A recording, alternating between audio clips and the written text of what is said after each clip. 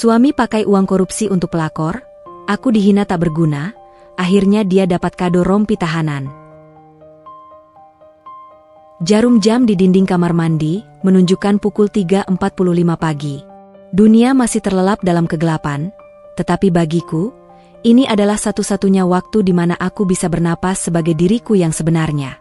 Aku duduk bersila di lantai walk-in closet yang paling sudut, tersembunyi di balik deretan gaun pesta kuno milik ibu mertua yang sengaja dititipkan di lemariku karena lemarinya sudah penuh.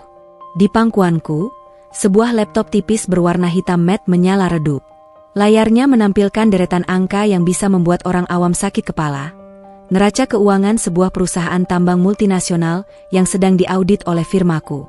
Namaku Sarah Adriana.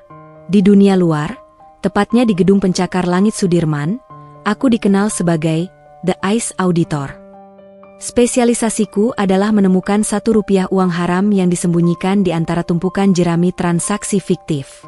Gajiku cukup untuk membeli harga diri seluruh keluarga suamiku, 2 kali lipat, secara tunai.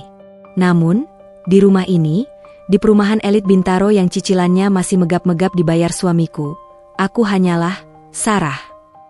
Seorang istri berjaket daster batik lusuh, yang dianggap tidak becus membedakan lengkuas dan jahe, dan yang paling parah, dianggap tidak mengerti nilai uang. Aku menekan tombol enter terakhir, mengirimkan laporan forensik awal ke server aman di Zurich. Pekerjaan selesai. Aku menutup laptop, menyembunyikannya kembali di dalam rongga rahasia di balik laci pakaian dalam, sebuah save box biometrik yang aku tanam sendiri saat renovasi lemari tahun lalu. Transformasi dimulai. Aku melepas kacamata anti radiasiku, mengikat rambut asal-asalan, dan mengganti piyama sutraku dengan daster katun yang warnanya sudah memudar di bagian ketiak. Aku memandang cermin. Wanita di pantulan itu tampak lelah, polos, dan sedikit bodoh. Sempurna. Ini adalah kamuflase terbaikku. Tidak ada yang mencurigai seekor domba, bahkan jika domba itu sebenarnya adalah serigala yang sedang berpuasa. Aku keluar dari kamar, menuju dapur. Hawa dingin AC kamar berganti dengan udara pengap dapur yang belum tersentuh exhaust fan. Tugasku pagi ini sederhana namun menyakitkan. Membuat bubur ayam untuk Bu Ratna, ibu mertuaku yang tinggal menumpang tapi berlagak seperti Ratu Inggris. Sarah. Suara itu melengking, tajam, dan selalu menuntut. Itu bukan panggilan sayang, itu adalah instruksi. Bu Ratna muncul di ambang pintu dapur, mengenakan daster sutra berwarna merah mencolok. Ironisnya, daster itu akulah yang membelikan lewat akun online shop anonim, berpura-pura sebagai hadiah undian agar dia tidak gengsi menerimanya dariku. Kamu ini bikin bubur saja lama sekali. Bayu sudah mau bangun. Dia butuh asupan gizi. Kamu tahu kan dia sekarang kepala bagian pengadaan? Otaknya dipakai kerja keras, bukan kayak kamu yang cuma mikirin mau masak apa. Cerocos Bu Ratna sambil menghempaskan pantatnya di kursi makan. Aku mengaduk bubur dengan sabar, menahan hasrat untuk menyiramkan kuah panas itu. Iya, Bu. Sebentar lagi matang. Tadi gasnya agak macet. Dustaku. Alasan saja. Bilang saja kamu pelit beli gas. Padahal Bayu kasih kamu uang belanja cukup. Kan? Jangan-jangan kamu korupsi uang belanja buat beli pulsa atau kuota nonton drama Korea. Aku tersenyum tipis. Sangat tipis hingga tidak terlihat. Korupsi. Kata itu terdengar lucu keluar dari mulut Bu Ratna. Jika dia tahu definisi korupsi yang sebenarnya, mungkin dia tidak akan bisa tidur nyenyak. Tidak, Bu. Uang Mas Bayu saya simpan rapi di laci dapur. Dicatat di buku kas. Jawabku pelan, menyajikan mangkuk bubur di hadapannya. Bu Ratna mencicipi 1 sendok, lalu wajahnya mengerut jijik. Cih, kurang asin. Kamu ini mau membunuh mertua pelan-pelan ya bikin darah rendah? Lihat tuh menantunya Bu RT sebelah, si Mela. Tiap pagi catering diet mahal buat mertuanya. Lah kamu, bubur instan saja gagal. Aku hanya menunduk. Maaf, Bu. Tepat saat itu, Bayu Pradana keluar dari kamar utama. Suamiku, pria yang dulu kunikahi karena ambisinya yang meledak-ledak, kini berubah menjadi arogansi yang tak terkendali. Dia mengenakan kemeja kerja slim fit yang membalut perutnya yang mulai buncit, tanda kemakmuran, katanya. Tapi mataku, mata seorang auditor, melihat hal lain. Bayu menyemprotkan parfum Bulgari yang terlalu banyak, sehingga aroma alkohol memenuhi ruang makan. Dia tidak menatapku. Dia langsung duduk, membuka ponselnya, mengecek saldo m-banking dengan senyum licik. "Pagi, Mas. Mau kopi?" tawarku. Gumamnya tanpa menoleh. "Kopi hitam. Jangan pakai gula." "Aku lagi diet gula, nanti meeting sama vendor Jepang, harus terlihat prima." Aku meletakkan cangkir kopi di sampingnya. Mataku, secara otomatis dan tanpa izin, memindai penampilannya. Kemeja Ralph Lauren, asli, sekitar 2 juta. Ikat pinggang Hermes, palsu kualitas premium, tapi tetap mahal, sekitar 3 juta. Dan kemudian, mataku terhenti di pergelangan tangan kirinya. Jantungku berdetak satu ketukan lebih cepat. Sebuah jam tangan melingkar di sana, berkilau di bawah lampu ruang makan yang redup. Bezelnya khas, berbentuk portole dengan sudut membulat. Dialnya berwarna biru gradasi dengan tekstur garis horizontal. Itu bukan jam tangan biasa. Itu adalah Patek Philippe Nautilus 5711 1A. Aku tahu persis barang itu. Minggu lalu, aku mengaudit aset sitaan seorang koruptor pajak yang memiliki koleksi serupa. Harga pasarannya saat ini di kisaran 1,5 miliar rupiah sampai 2 miliar rupiah, tergantung kondisi dan kelengkapan surat. Gaji resmi Bayu sebagai kepala bagian, kabak, di BUMN kelas menengah, take home pay sekitar 35 sampai 40 juta per bulan. Ditambah bonus tahunan, maksimal 800 juta per tahun. Secara matematika dasar, matematika yang dianggap Bayu tidak aku kuasai, mustahil dia membeli jam itu dengan uang gaji. Bahkan jika dia tidak makan dan tidak membayar cicilan rumah selama 2 tahun penuh. "Jam baru, Mas?" tanyaku, nadaku terdengar sepolos mungkin, seperti istri bodoh yang mengagumi mainan baru suaminya. Bayu tersentak sedikit, lalu segera menutupi pergelangan tangannya dengan lengan kemeja. Gerakan refleks. Gerakan orang bersalah. "Oh, ini? Iya. Ini KW Super, Dek. Beli di temen kantor. Murah kok, cuma 1 jutaan. Biar kelihatan bona fide aja di depan klien." Jawabnya cepat. Terlalu cepat. "Oh, bagus ya, Mas. Kelihatan kayak asli," pujiku. "Tapi Mas hati-hati, jangan boros-boros. Cicilan mobil bulan ini belum didebit, kan?" Bayu mendengus, menatapku dengan tatapan merendahkan yang sudah menjadi makananku sehari-hari. Tatapan yang berkata, "Kamu wanita domestik yang tidak tahu apa-apa. Kamu ini bawel banget sih soal uang." "Aku ini kabak, Dek. Proyek lagi banyak. Uang segitu mah kecil. Kamu fokus aja urus dapur. Jangan sampai ibu komplain lagi soal masakanmu. Bikin malu aku aja kalau ibu cerita ke tetangga." Bu Ratna menyahut dengan mulut penuh bubur. "Tuh dengerin. Suami tuh dihargai. Bayu kerja banting tulang buat ngangkat derajat keluarga. Kamu cuma ongkang-ongkang kaki di rumah, dasteran, gak dandan. Embok ya bersyukur." Aku mengangguk lagi. "Iya, Mas. Iya, Bu." Bayu meneguk kopinya sekali habis, lalu berdiri. Dia mengambil tas kerjanya, sebuah tumi kulit asli yang juga baru kulihat hari ini. "Aku berangkat. Nanti malam pulang telat. Ada entertain klien di Senayan. Jangan tungguin," ujarnya dingin. "Hati-hati, Mas." Bayu mencium tangan ibunya, tapi melewatiku begitu saja. Dia berjalan keluar pintu, masuk ke dalam Pajero Sport yang baru dicuci. Deru mesinnya terdengar gagah, meninggalkan asap tipis di garasi.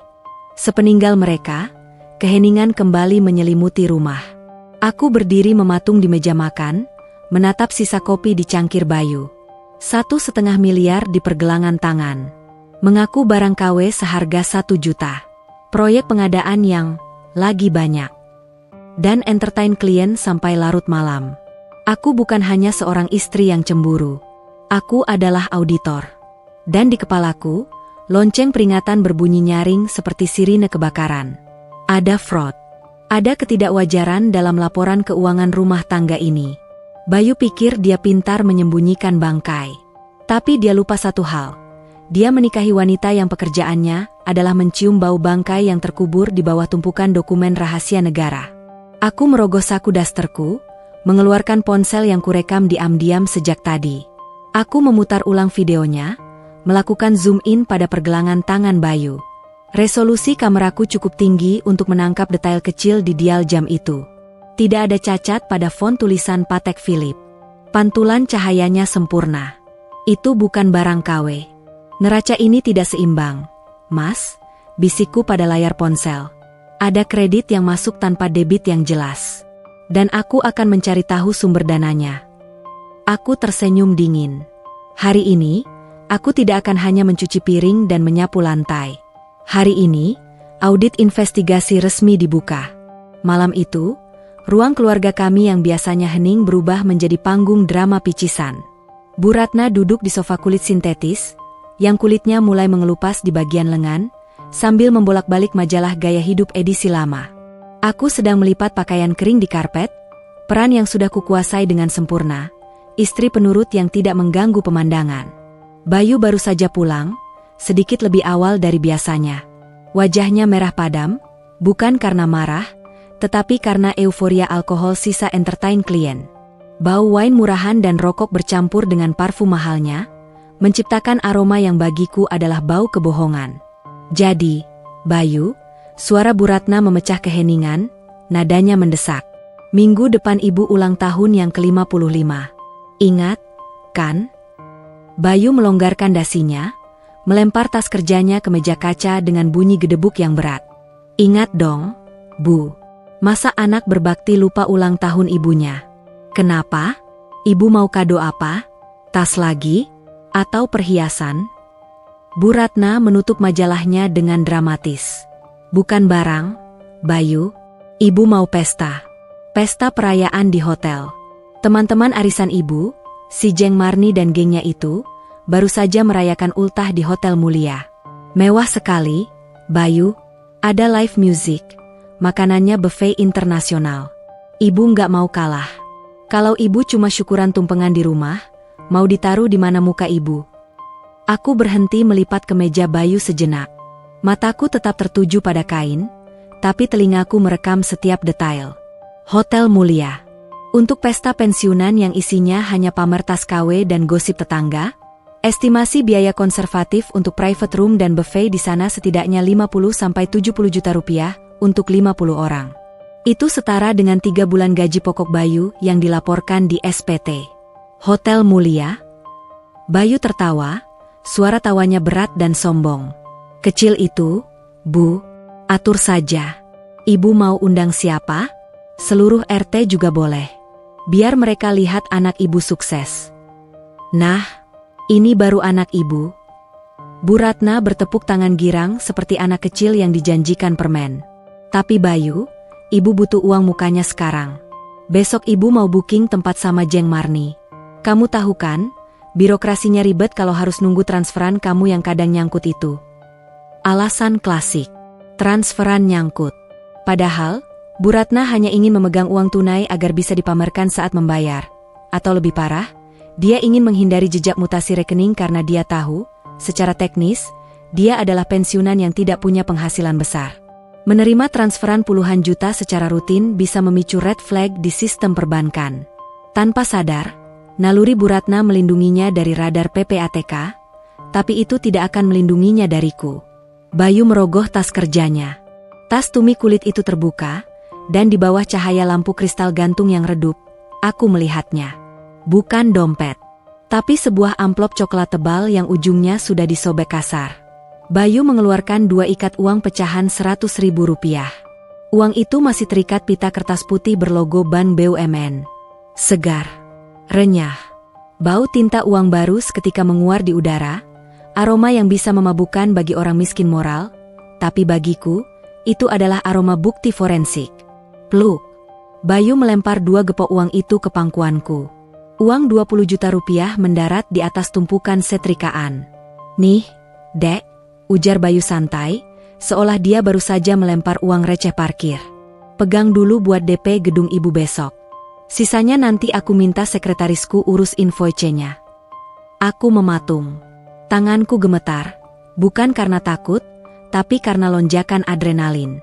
Dalam dunia audit forensik, uang tunai dalam jumlah besar yang dibawa pulang dalam amplop coklat adalah indikator nomor 1 dari suap atau gratifikasi. Tidak ada gaji resmi yang dibayarkan tunai dalam amplop seperti ini di zaman digital.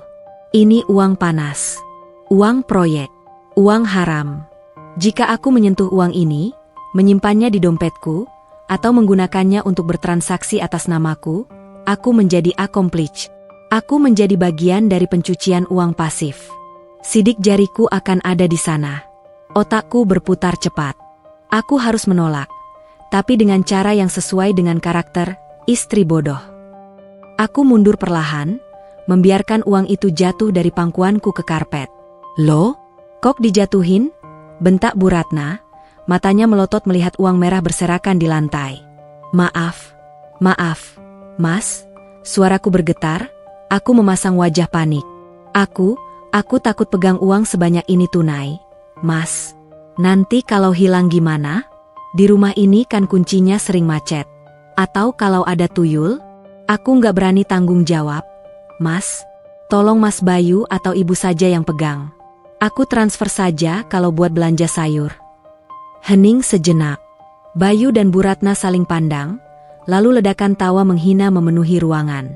Ya ampun, Sarah. Bu Ratna tertawa sampai memegang perutnya yang berlemak. Dasar kampungan. Pegang duit 20 juta saja gemetaran kayak pegang bom. Makanya jangan kebanyakan gaul sama tukang sayur. Duit segini itu receh buat suami kamu sekarang. Bayu menggelengkan kepala, menatapku dengan tatapan jijik bercampur kasihan. Kamu ini memang mental miskin ya, Dek.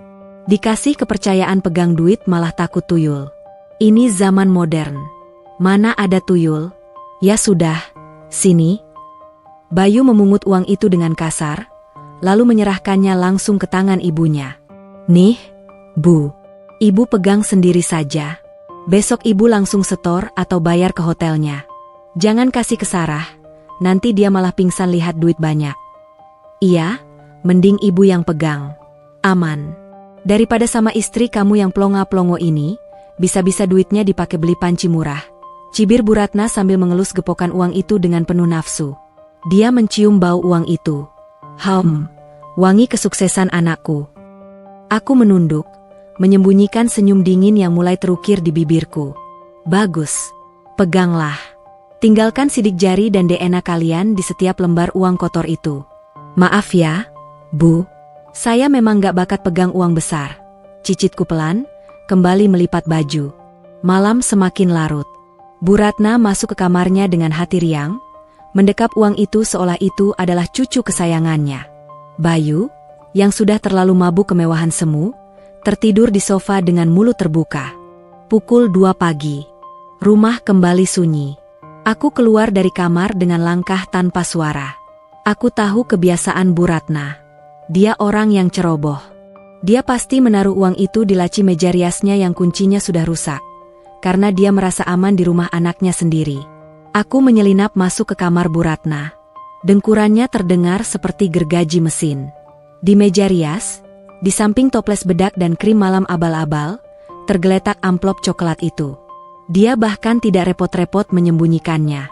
Aku mengeluarkan ponselku, mengaktifkan mode kamera makro dengan flash dimatikan. Aku tidak menyentuh uang itu dengan kulit telanjang. Aku menggunakan sarung tangan lateks tipis yang selalu kusimpan di saku dasterku untuk keperluan bersih-bersih. Aku menarik keluar gepokan uang itu perlahan. Klik, klik, klik. Aku memotret pita kertas ban yang mengikat uang tersebut.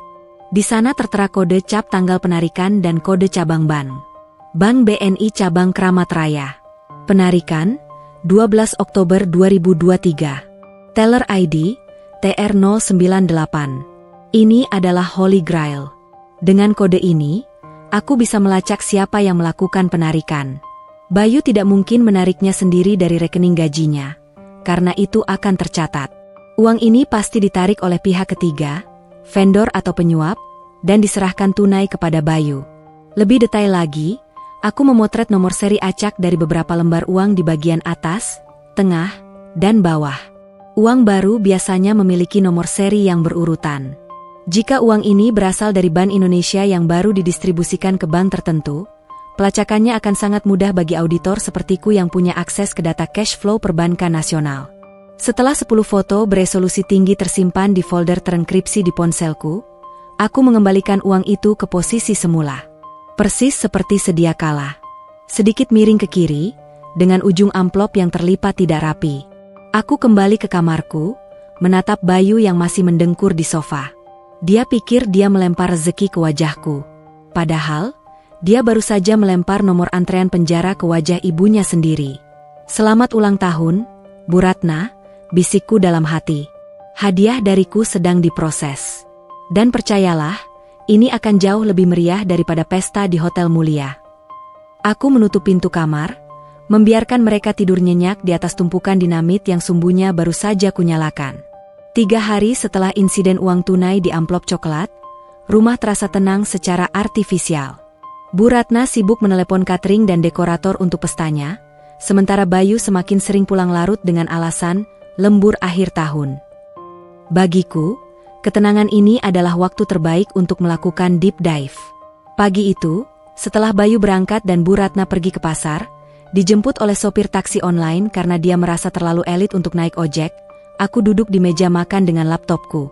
Bukan laptop hitam rahasia, melainkan laptop bekas Bayu yang dia berikan padaku 2 tahun lalu dengan alasan, buat kamu nonton YouTube resep masakan biar gak gaptek. Bayu, dalam keangkuhannya yang luar biasa, tidak pernah logout dari akun Google Chrome-nya di laptop ini. Dia pikir aku terlalu bodoh untuk mengerti apa itu history, cookies, atau saved passwords. Aku membuka browser. Jari-jariku menari lincah di atas touchpad.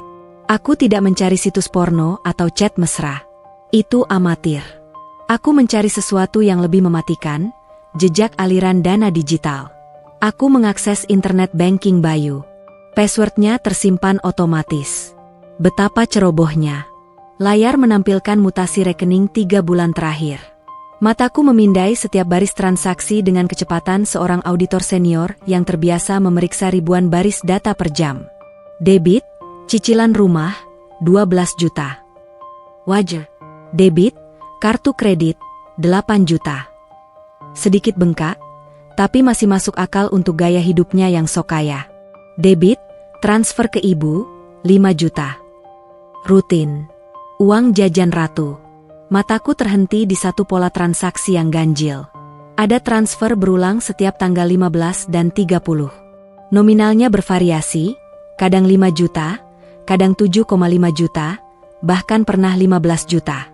Keterangannya selalu sama, jasa konsultasi vendor. Penerimanya, PT Fiona Sejahtera. Aku mengerutkan kening. Bayu bekerja di bagian pengadaan, tapi dia tidak seharusnya membayar vendor menggunakan rekening pribadi. Itu pelanggaran SOP berat.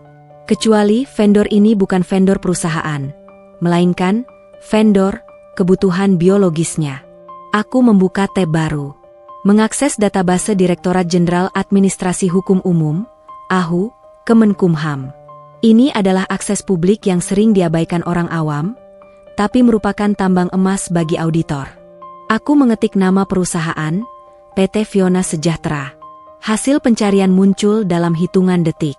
Status, aktif. Alamat, sebuah unit apartemen di Jakarta Selatan. Modal dasar, 50 juta, minimum.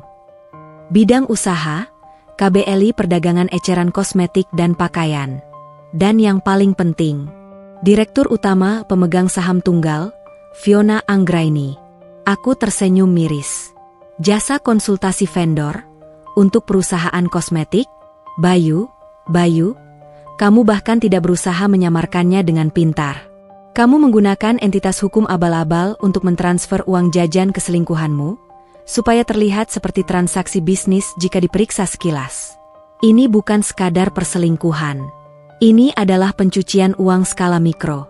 Bayu memindahkan asetnya ke pihak ketiga, Fiona, untuk menghindari deteksi istri dan mungkin juga audit internal kantornya. Aku butuh verifikasi visual. Aku mengecek lokasi transaksi kartu kredit terakhir Bayu yang baru saja terposting hari ini, tertanggal kemarin malam saat dia bilang, lembur di kantor.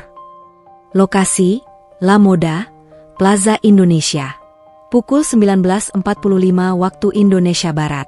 Nominal, Rp3.450.000. Lembur di Plaza Indonesia. Makan malam seharga 3 juta. Aku menutup laptop. Keputusanku sudah bulat. Hari ini aku tidak akan masak makan siang. Aku akan melakukan inspeksi lapangan.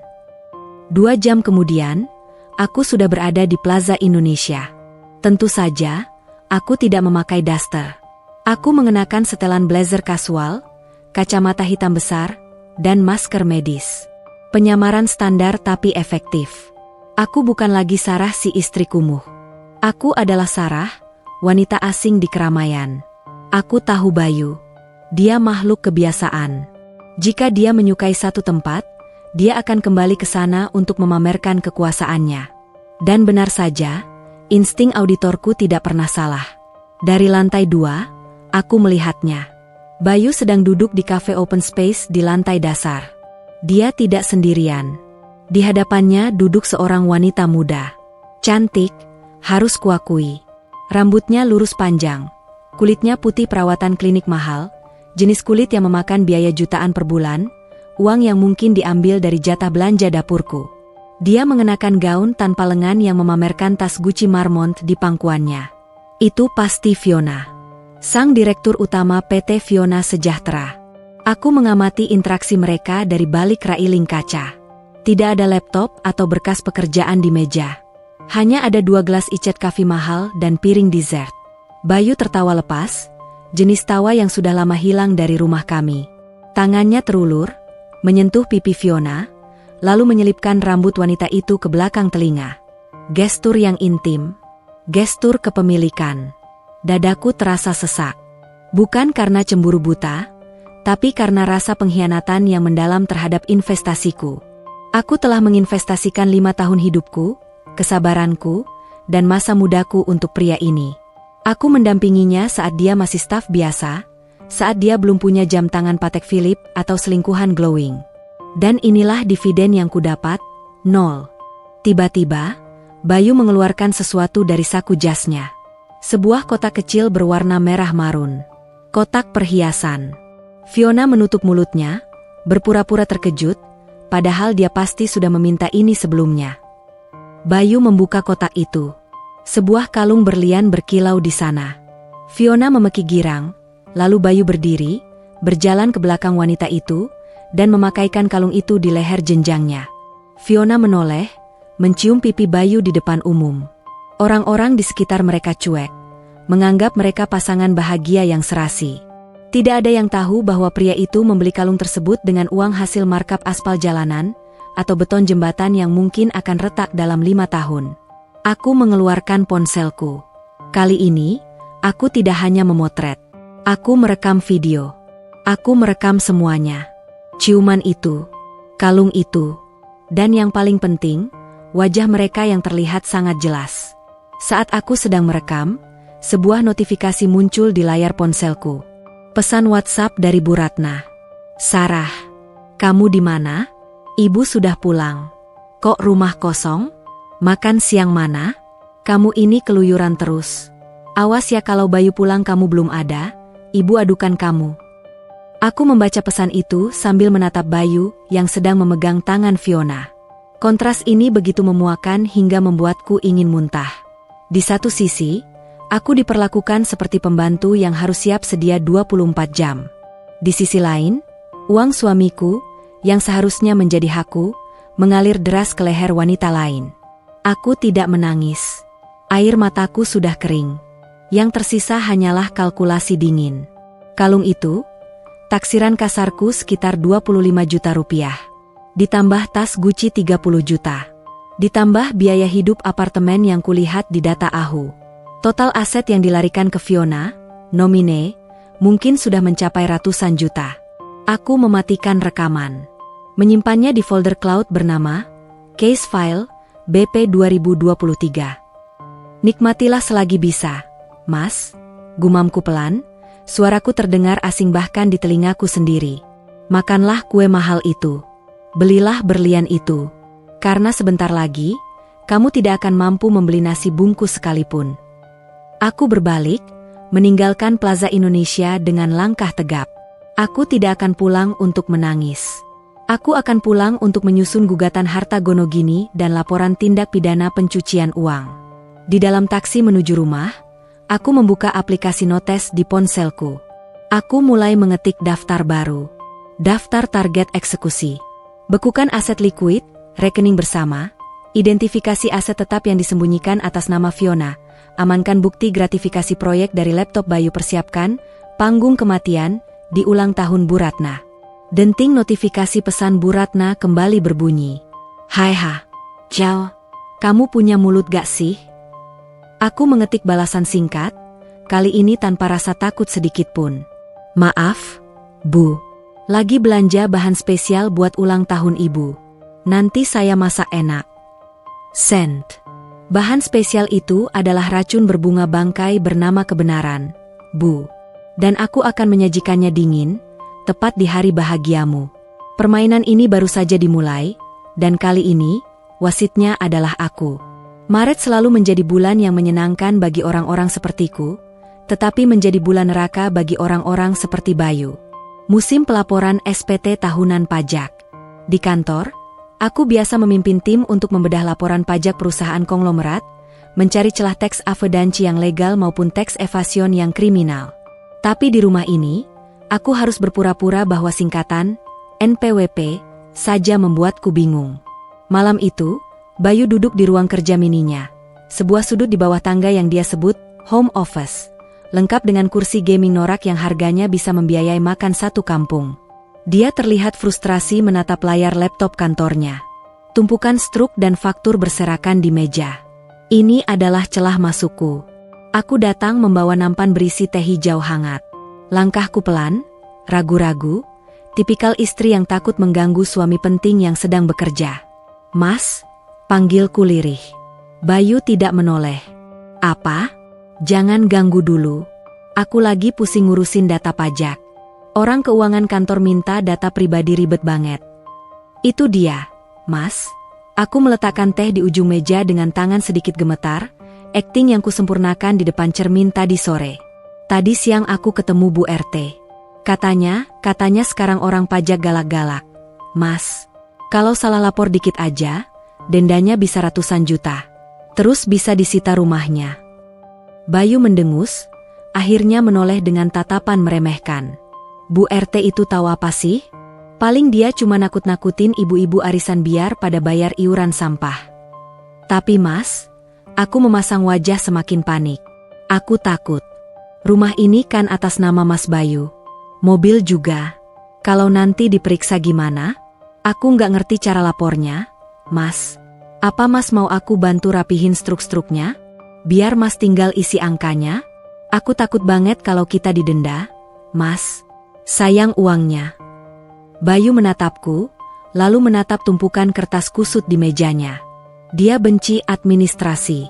Dia tipe orang yang suka hasil instan, bukan proses detail. Baginya, menyusun struk bensin dan biaya jabatan adalah pekerjaan rendahan. Kamu mau bantuin? Tanyanya skeptis. Cuma nempel-nempelin struk sama hitung jumlahnya pakai kalkulator. Mas, biar Mas nggak pusing. Nanti Mas tinggal input ke web pajaknya. Tawarku dengan nada memohon. Please, Mas. Biar cepet kelar. Aku nggak bisa tidur mikirin denda. Bayu berpikir sejenak, lalu menyeringai. Dia melihat ini sebagai kemenangan ganda. Pekerjaan membosankannya selesai, dan dia bisa kembali merasa superior karena istrinya memohon pekerjaan kasar. Ya sudah. Nih. Bayu mendorong tumpukan map tebal ke arahku. Kamu rekap pengeluaran setahun. Pisahin mana yang biaya medis, mana sumbangan, mana biaya jabatan. Jangan sampai salah hitung. Awas kalau selisih 100 perak pun. Pakai otakmu dikit. Makasih, Mas. Aku kerjain sekarang di meja makan ya, biar Mas bisa main game atau istirahat, ujarku dengan wajah lega. Bayu mengibaskan tangan, mengusirku. Sana, jangan berisik. Aku membawa tumpukan dokumen itu ke meja makan bagaikan membawa harta karun. Bayu tidak sadar, Dia baru saja menyerahkan kunci kerajaan kepada musuhnya. Di meja makan yang sepi, di bawah cahaya lampu gantung yang temaram, aku berhenti menjadi istri bodoh. Aku mengeluarkan laptopku, kali ini laptop kerjaku yang asli, dan mulai bekerja. Aku tidak sedang merapikan struk. Aku sedang melakukan lifestyle analysis dengan metode network method, metode kekayaan bersih. Ini adalah teknik standar yang digunakan penyidik KPK atau Direktorat Jenderal Pajak untuk menangkap koruptor yang hartanya tidak sesuai profil penghasilan. Aku membuka spreadsheet kosong. Kolom pertama, penghasilan resmi. Aku mengambil slip gaji tahunan, formulir 1721A1, yang terselip di map itu. Gaji pokok tunjangan, 480 juta rupiah per tahun. Bonus resmi, 150 juta rupiah. Total income legal, 630 juta rupiah. Kolom kedua, pengeluaran real aset baru. Disinilah keahlianku bermain. Aku mencatat semua pengeluaran yang kutahu pasti, ditambah data dari struk-struk yang Bayu, malas, buang. Cicilan rumah, 144 juta. Cicilan Pajero, 120 juta. Biaya hidup, termasuk belanja Bu Ratna 180 juta. Liburan ke Jepang, Desember lalu 60 juta. Jam tangan Patek Philippe, estimasi konservatif 1,5 miliar. Apartemen Fiona, berdasarkan data AHU iklan properti sejenis 2 miliar, tunai bertahap. Aliran dana ke PT Fiona, jasa konsultasi 300 juta, berdasarkan mutasi rekening yang kucuri sebelumnya. Aku menjumlahkan kolom kedua. Total konsumsi penambahan aset, 4 miliar 304 juta rupiah. Mataku menatap layar laptop dengan dingin. Selisih, Unesplanet Well 3 miliar 674 juta rupiah. 3,6 miliar rupiah dalam 1 tahun. Angka ini mustahil didapat dari gaji. Bahkan jika Bayu menjual ginjalnya, angkanya tidak akan menutup gap ini. Sumber dana untuk menutup defisit 3,6 miliar ini hanya bisa berasal dari satu hal, illegal income.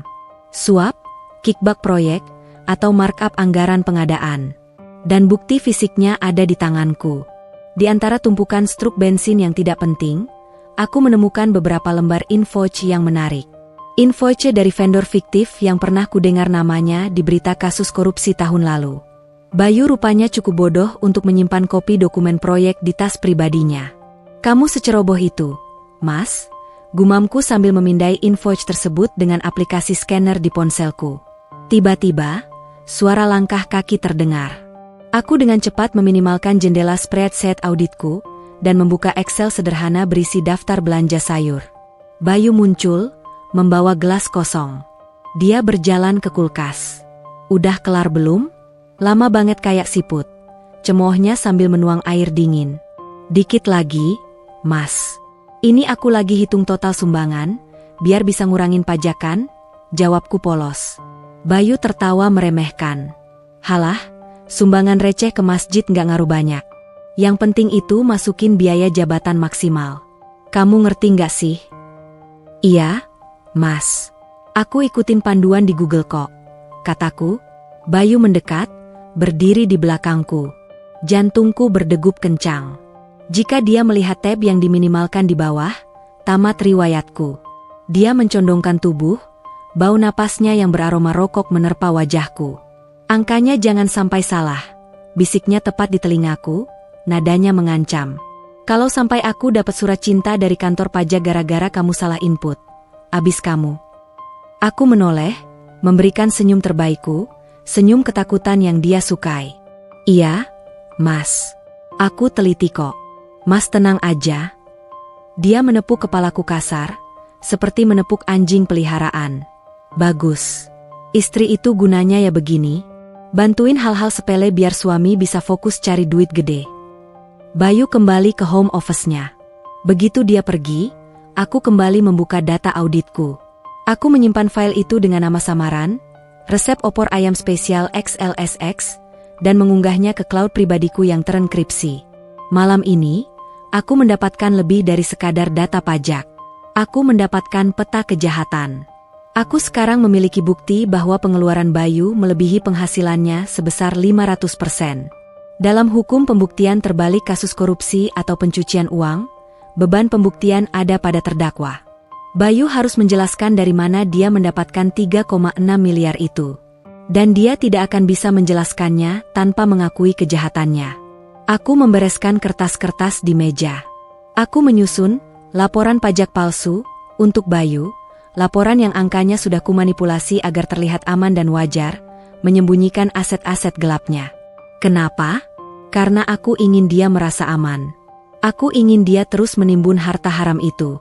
Semakin tinggi dia terbang dengan sayap lilinnya, semakin hancur dia saat aku mendekatkannya ke matahari.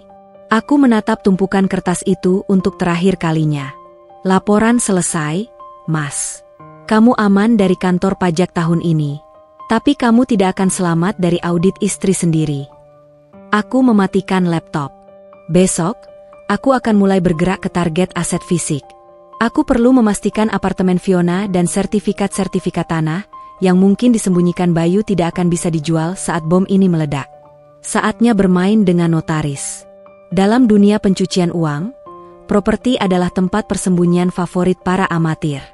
Emas bisa dicuri, saham bisa anjlok, tapi apartemen mewah di Jakarta Selatan? Itu adalah monumen kesombongan yang nyata.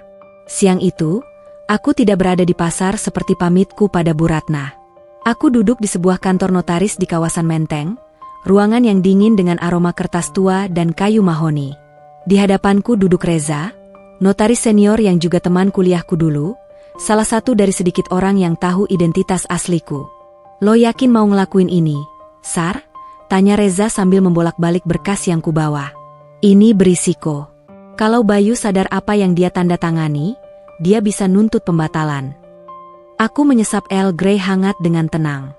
Dia nggak akan sadar. Za. Dia tipe orang yang membaca judul kontrak, lalu langsung loncat ke halaman tanda tangan. Baginya, detail hukum itu urusan orang kecil. Reza menggeleng kagum. Oke, gue udah siapin draftnya. Sesuai instruksi lo, perjanjian pisah harta pasca nikah, post-nuptial agreement, yang berlaku surut. Gue selipin klausul bahwa segala utang yang timbul akibat tindak pidana salah satu pihak adalah tanggung jawab pribadi, dan aset yang diperoleh dari sumber yang tidak sah tidak akan bercampur dengan aset pasangannya. Sempurna, jawabku. Ini akan melindungi aset pribadiku, warisan papa dan portofolio sahamku, dari penyitaan negara saat Bayu jatuh nanti. Aku nggak mau dimiskinkan cuma karena menikah sama koruptor bodoh. Terus soal apartemen Fiona, tanya Reza, menyerahkan satu lembar hasil pengecekan sertifikat BPN, Badan Pertanahan Nasional. Aku mengambil lembar itu. Mataku berkilat melihat hasilnya. Unit apartemen De Paku Buwono Teraj. Pemegang hak, Fiona Anggraini. Status, hak milik atas Satuan Rumah Susun, HMSRS. Tanggal peralihan hak, 3 bulan yang lalu. Bersih secara legal, komentar Reza. Atas nama Fiona. Bayu nggak ada di sertifikat. Tapi uangnya, Za, aku menunjuk satu baris di lampiran mutasi rekening koran Bayu yang sudah kucetak. Bayu mentransfer 2 miliar ke rekening developer menggunakan metode layering yang ceroboh. Dia mentransfer ke rekening Fiona dulu, baru Fiona bayar ke developer. Jejaknya jelas. Ini namanya beneficial ownership. Bayu adalah pemilik manfaat sebenarnya, Fiona cuma nomine, pinjam nama. Lo mau laporin ini? Belum, aku tersenyum tipis. Biarkan mereka merasa aman di sarang cinta mereka. Gue cuma butuh satu tanda tangan Bayu malam ini untuk mengaktifkan perisai hukum gue. Malam harinya, skenario dijalankan. Bayu pulang dengan wajah masam. Aku tahu kenapa. Proyek barunya butuh modal talangan cepat, dan cash flow-nya sedang macet karena dia terlalu banyak memanjakan Fiona. Dia butuh uang tunai, dan satu-satunya aset likuid yang bisa dia gadaikan adalah sertifikat rumah kami. Aku sedang duduk di ruang tengah, pura-pura menyulam, hobi baru yang kurekayasa agar terlihat semakin tidak berbahaya.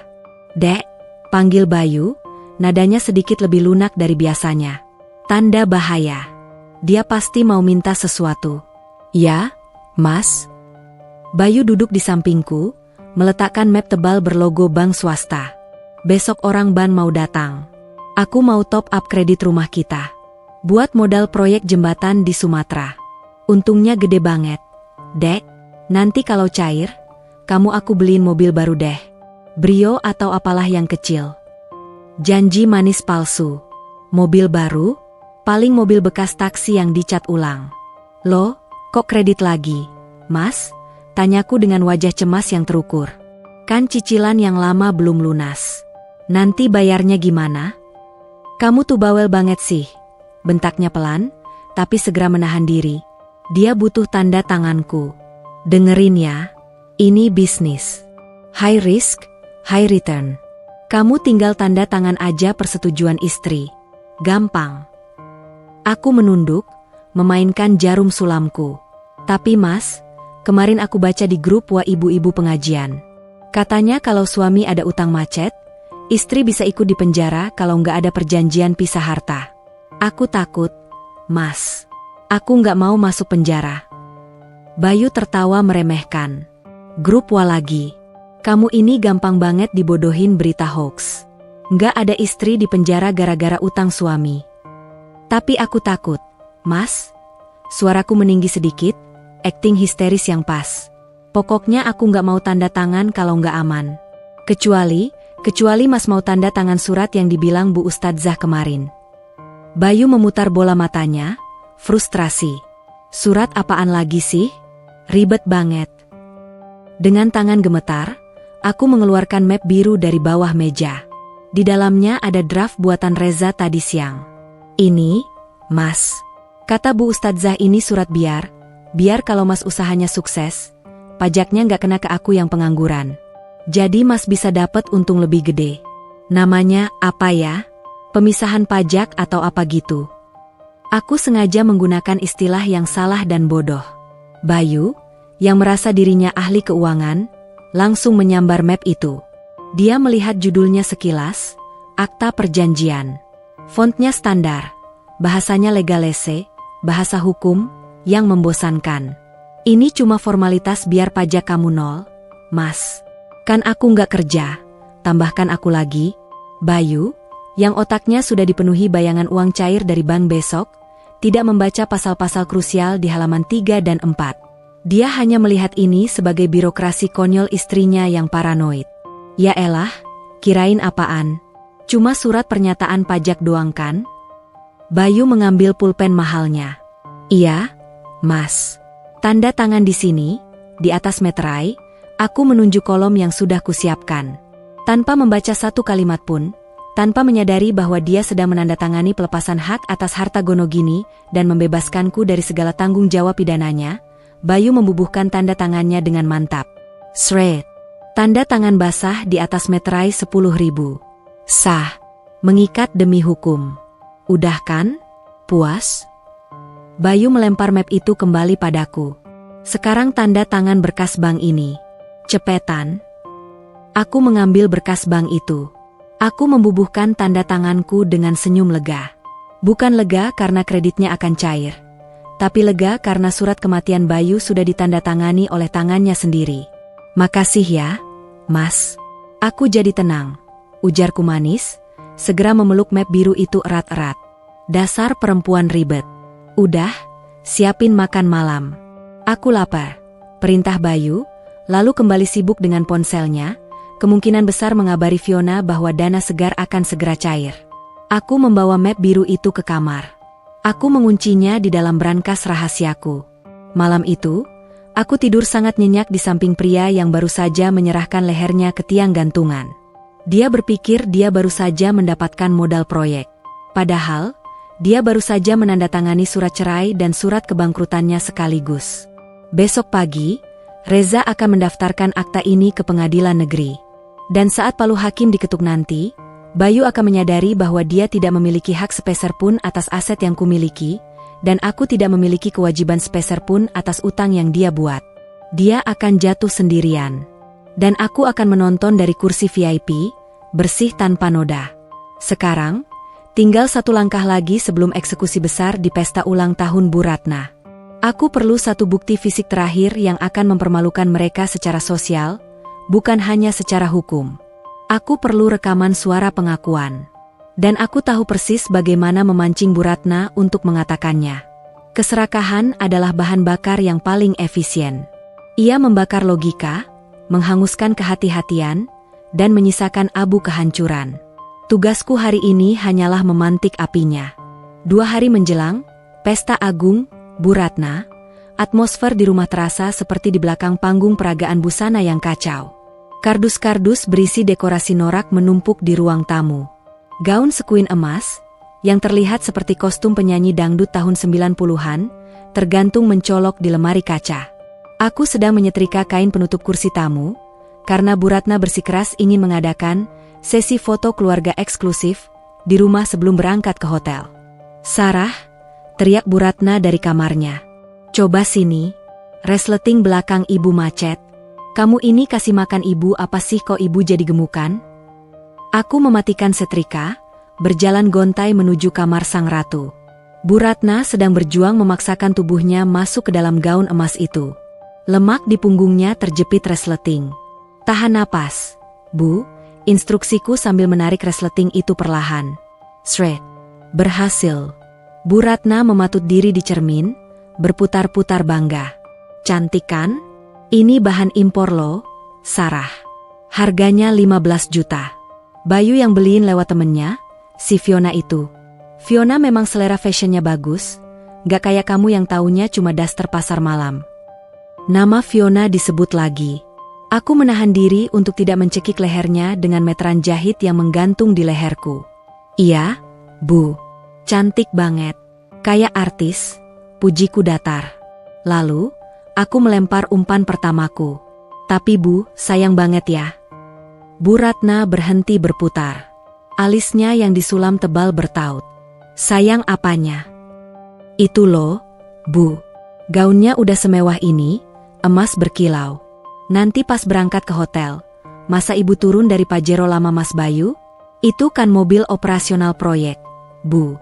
Joknya agak bau rokok, terus ada baret di pintu kiri bekas nyerempet pagar kemarin. Nanti kalau tamu-tamu VIP ibu lihat ibu turun dari mobil baret, apa kata mereka?" Wajah Bu Ratna berubah keruh. Gengsinya tersentil. Aku tahu titik lemahnya, validasi sosial. "Iya juga ya," gumamnya. "Jeng Marni kemarin pamer di grup WA, dia diantar menantunya pakai Alphard baru. Putih bersih. Duh, kalau ibu naik Pajero butut itu, nanti dikira Bayu lagi susah.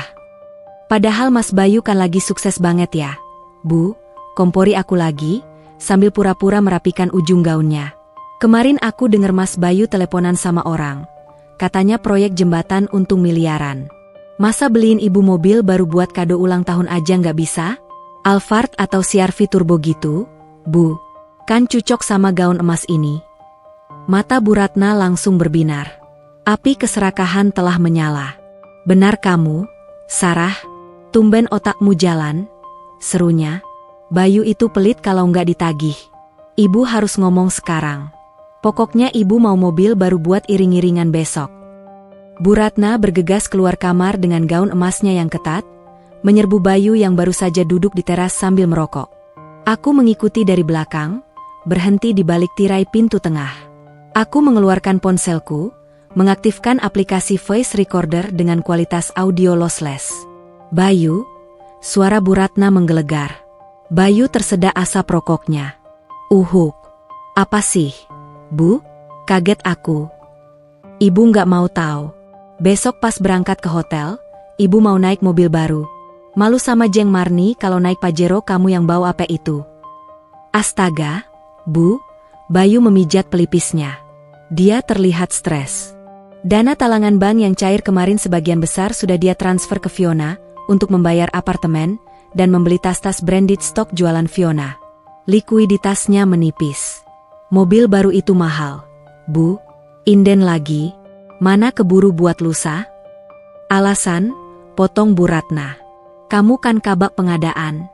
Kamu punya banyak kenalan showroom. Atau minta rekanan kamu itu, siapa? Pak Haji Mahmud? Suruh dia kirim unit sekarang. Kamu kan sering kasih dia proyek. Masa minta 1 mobil aja susah? Anggap aja bonus." Jantungku berdegup kencang. Bu Ratna, dalam ketamakan bodohnya, baru saja menyarankan mode operandi korupsi yang paling klasik, kickback in kind, imbalan dalam bentuk barang. Bayu terdiam. Dia menimbang-nimbang. Egonya sebagai anak berbakti dan orang kaya baru bertarung dengan realitas dompetnya. Tapi kemudian, bayangan wajah bangga ibunya, dan mungkin rasa bersalahnya karena sudah menghabiskan uang untuk Fiona, membuatnya luluh. Ya sudah, kata Bayu akhirnya. Suaranya terdengar pasrah tapi sombong. Ibu mau apa? CR-V turbo putih? Biar Fiona yang urus atau aku telepon Pak Haji langsung. Langsung aja. Biar cepet, desak Bu Ratna. Bayu mengeluarkan ponselnya. Dia menekan nomor di loudspeaker karena tangannya sibuk mematikan rokok. Suara sambungan telepon terdengar jelas di rekaman ponselku. Tut. Halo? Pak Bayu. Siap, Pak Kabak. Ada perintah apa nih? Suara berat seorang pria terdengar dari seberang. Itu Pak Haji Mahmud, vendor aspal yang sering memenangkan tender di kantor Bayu. Pak Haji, tolongin saya nih. Urgent, ujar Bayu. Suaranya direndahkan sedikit tapi masih tertangkap jelas oleh mikrofon ponselku. Saya butuh unit CR-V turbo Prestige warna putih. Ready nggak di showroom temen Bapak? Kirim ke rumah saya besok pagi. Plat nomor sementara nggak apa-apa, yang penting kelihatan baru. Waduh, siap Pak? Buat ibu negara ya? Hehe, bisa diatur. Pak, besok pagi mendarat. Nah, ini administrasinya gimana? Pak, saya talangin dulu atau gimana? Disinilah kalimat kuncinya. Aku menahan napas. Talangin dulu pakai kas Bapak, jawab Bayu tegas. Nanti Bapak bikin invoice tagihan ke kantor saya. Masukin aja ke item, sewa alat berat tambahan, atau biaya koordinasi lapangan, di proyek jembatan Musi 2. Nanti saya approve langsung cair minggu depan. Lebihin 10% buat Bapak uang rokok. Siap 86, Pak Kabak. Aman terkendali. Mobil meluncur besok. Invoice nyusul dengan judul, sewa ekskavator. Ya Pak. Terima kasih, Pak. Klik. Sambungan terputus. Tuh, Bu. Beres, kata Bayu sombong. Besok pagi mobil baru ibu datang. Puas? Bu Ratna memeluk Bayu girang. Anak ibu memang hebat. Nggak salah ibu doain kamu tiap malam. Coba kalau kamu dengerin istri kamu yang pelit itu, mana mungkin ibu punya mobil baru. Aku mematikan rekaman. Menyimpannya dengan nama file, evidence_gratif_CRVWAV. Tubuhku bersandar di dinding, merosot sedikit karena lemas. Bukan karena sedih, tapi karena ngeri. Bayu baru saja melakukan transaksi tindak pidana korupsi dan pencucian uang secara terang-terangan lewat telepon terbuka. Dia memerintahkan vendor untuk memanipulasi invoice negara demi membeli aset pribadi. Ancaman hukumannya? Pasal 12 huruf B UU Tipikor, penjara seumur hidup atau paling singkat 4 tahun. Ditambah pasal 3 UU TPPU, maksimal 20 tahun. Total potensi hukuman, 24 tahun penjara. Bayu baru saja menukar sisa masa mudanya dengan sebuah mobil Honda CR-V seharga 600 juta rupiah. Transaksi yang sangat buruk.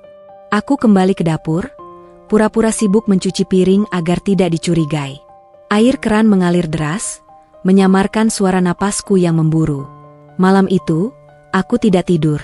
Aku membuka lemari pakaianku, mencari satu setel pakaian yang sudah kusimpan di bagian paling belakang, terbungkus plastik laundry rapat. Itu bukan gaun pesta berwarna-warni. Itu adalah dress hitam legam, potongan formal, sharp, dan mengintimidasi. Jenis pakaian yang biasa kupakai saat memberikan kesaksian ahli di pengadilan. Aku mengelus kain dingin dress itu. Besok adalah pestanya, Bu Ratna, bisikku pada kegelapan. Tapi lusa adalah pemakamannya. Pemakaman karir anakmu, pemakaman status sosialmu, dan pemakaman pernikahan kita. Semua bukti sudah lengkap. Rekaman video perselingkuhan dan pembelian berlian, motif aset Fiona, foto uang tunai dengan nomor seri, indikasi suap tunai, data analisis kekayaan yang tidak seimbang, bukti forensik, perjanjian pisah harta, perisai diri, rekaman suara pembelian mobil via invoice fiktif, bukti pidana telak. Koperku sudah kupak diam-diam. Paspor dan dokumen aset pribadiku sudah kumasukkan ke Safe Deposit Box di bank tadi siang. Aku siap. Panggung sudah tertata. Lampu sorot akan segera menyala. Dan kali ini, aku bukan lagi penonton. Aku adalah sang eksekutor. Ballroom Hotel Mulia malam ini beraroma bunga lili segar dan kemunafikan yang menyengat. Lampu kristal raksasa menggantung di langit-langit, membiaskan cahaya keemasan ke seluruh ruangan yang dipenuhi oleh manusia-manusia yang lapar akan validasi sosial. Aku duduk di kursi sudut, dekat meja penerima tamu. Tugasku malam ini, menurut instruksi Bu Ratna, adalah menjaga kotak angpau.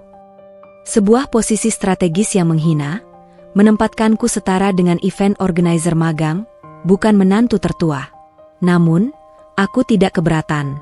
Dari sudut ini, aku memiliki vantage pound sempurna. Aku bisa melihat seluruh arena permainan. Di tengah ruangan, Bu Ratna berdiri layaknya Ratu Inggris di hari penobatannya. Gaun sekuin emas yang kupasangkan resletingnya kemarin kini membungkus tubuhnya dengan ketat, memantulkan cahaya setiap kali dia bergerak. Dia tertawa lebar, memamerkan gigi palsunya yang putih cemerlang, dikelilingi oleh teman-teman arisannya yang menatapnya dengan campuran rasa iri dan kagum. Iya, Jeng. Itu mobil CR-V turbo putih di depan lobi, itu hadiah dari Bayu. Baru sampai tadi pagi, platnya masih putih. Suara Bu Ratna melengking, sengaja dikeraskan agar seluruh ruangan mendengar. Anakku memang luar biasa. Katanya, ibu nggak pantas naik mobil lama. Duh, jadi terharu saya. Aku menyesap air mineral kemasan gelas plastik, satu-satunya minuman yang disediakan untuk panitia di meja depan. CR-V turbo putih. Aset gratifikasi senilai 600 juta rupiah. Tadi pagi, mobil itu memang datang. Dikirim langsung oleh staf Pak Haji Mahmud. Bu Ratna menjerit histeris, memeluk kap mobil itu seolah itu adalah benda suci. Dia tidak tahu bahwa setiap kilometer yang ditempuh mobil itu adalah satu langkah lebih dekat menuju sel tahanan. Hebat ya Bu Ratna, puji salah satu ibu-ibu bersanggul tinggi. Menantunya yang itu, si Sarah, pasti bangga punya suami kayak Pak Bayu. Wajah Bu Ratna berubah masam sekilas, lalu dia melambaikan tangan dengan gaya meremehkan. Ah, Sarah MAH nggak ngerti apa-apa, Jeng. Dia taunya cuma terima beres. Beruntung dia dipungut Bayu. Coba lihat dia di pojokan itu, pakai baju hitam polos kayak orang mau melayat. Nggak punya sense of fashion sama sekali. Aku menunduk, menatap midi dress hitam berpotongan alain yang kupaai. Ini bukan baju melayat, Bu. Ini adalah little black dress dari Audrey Hepburn Collection.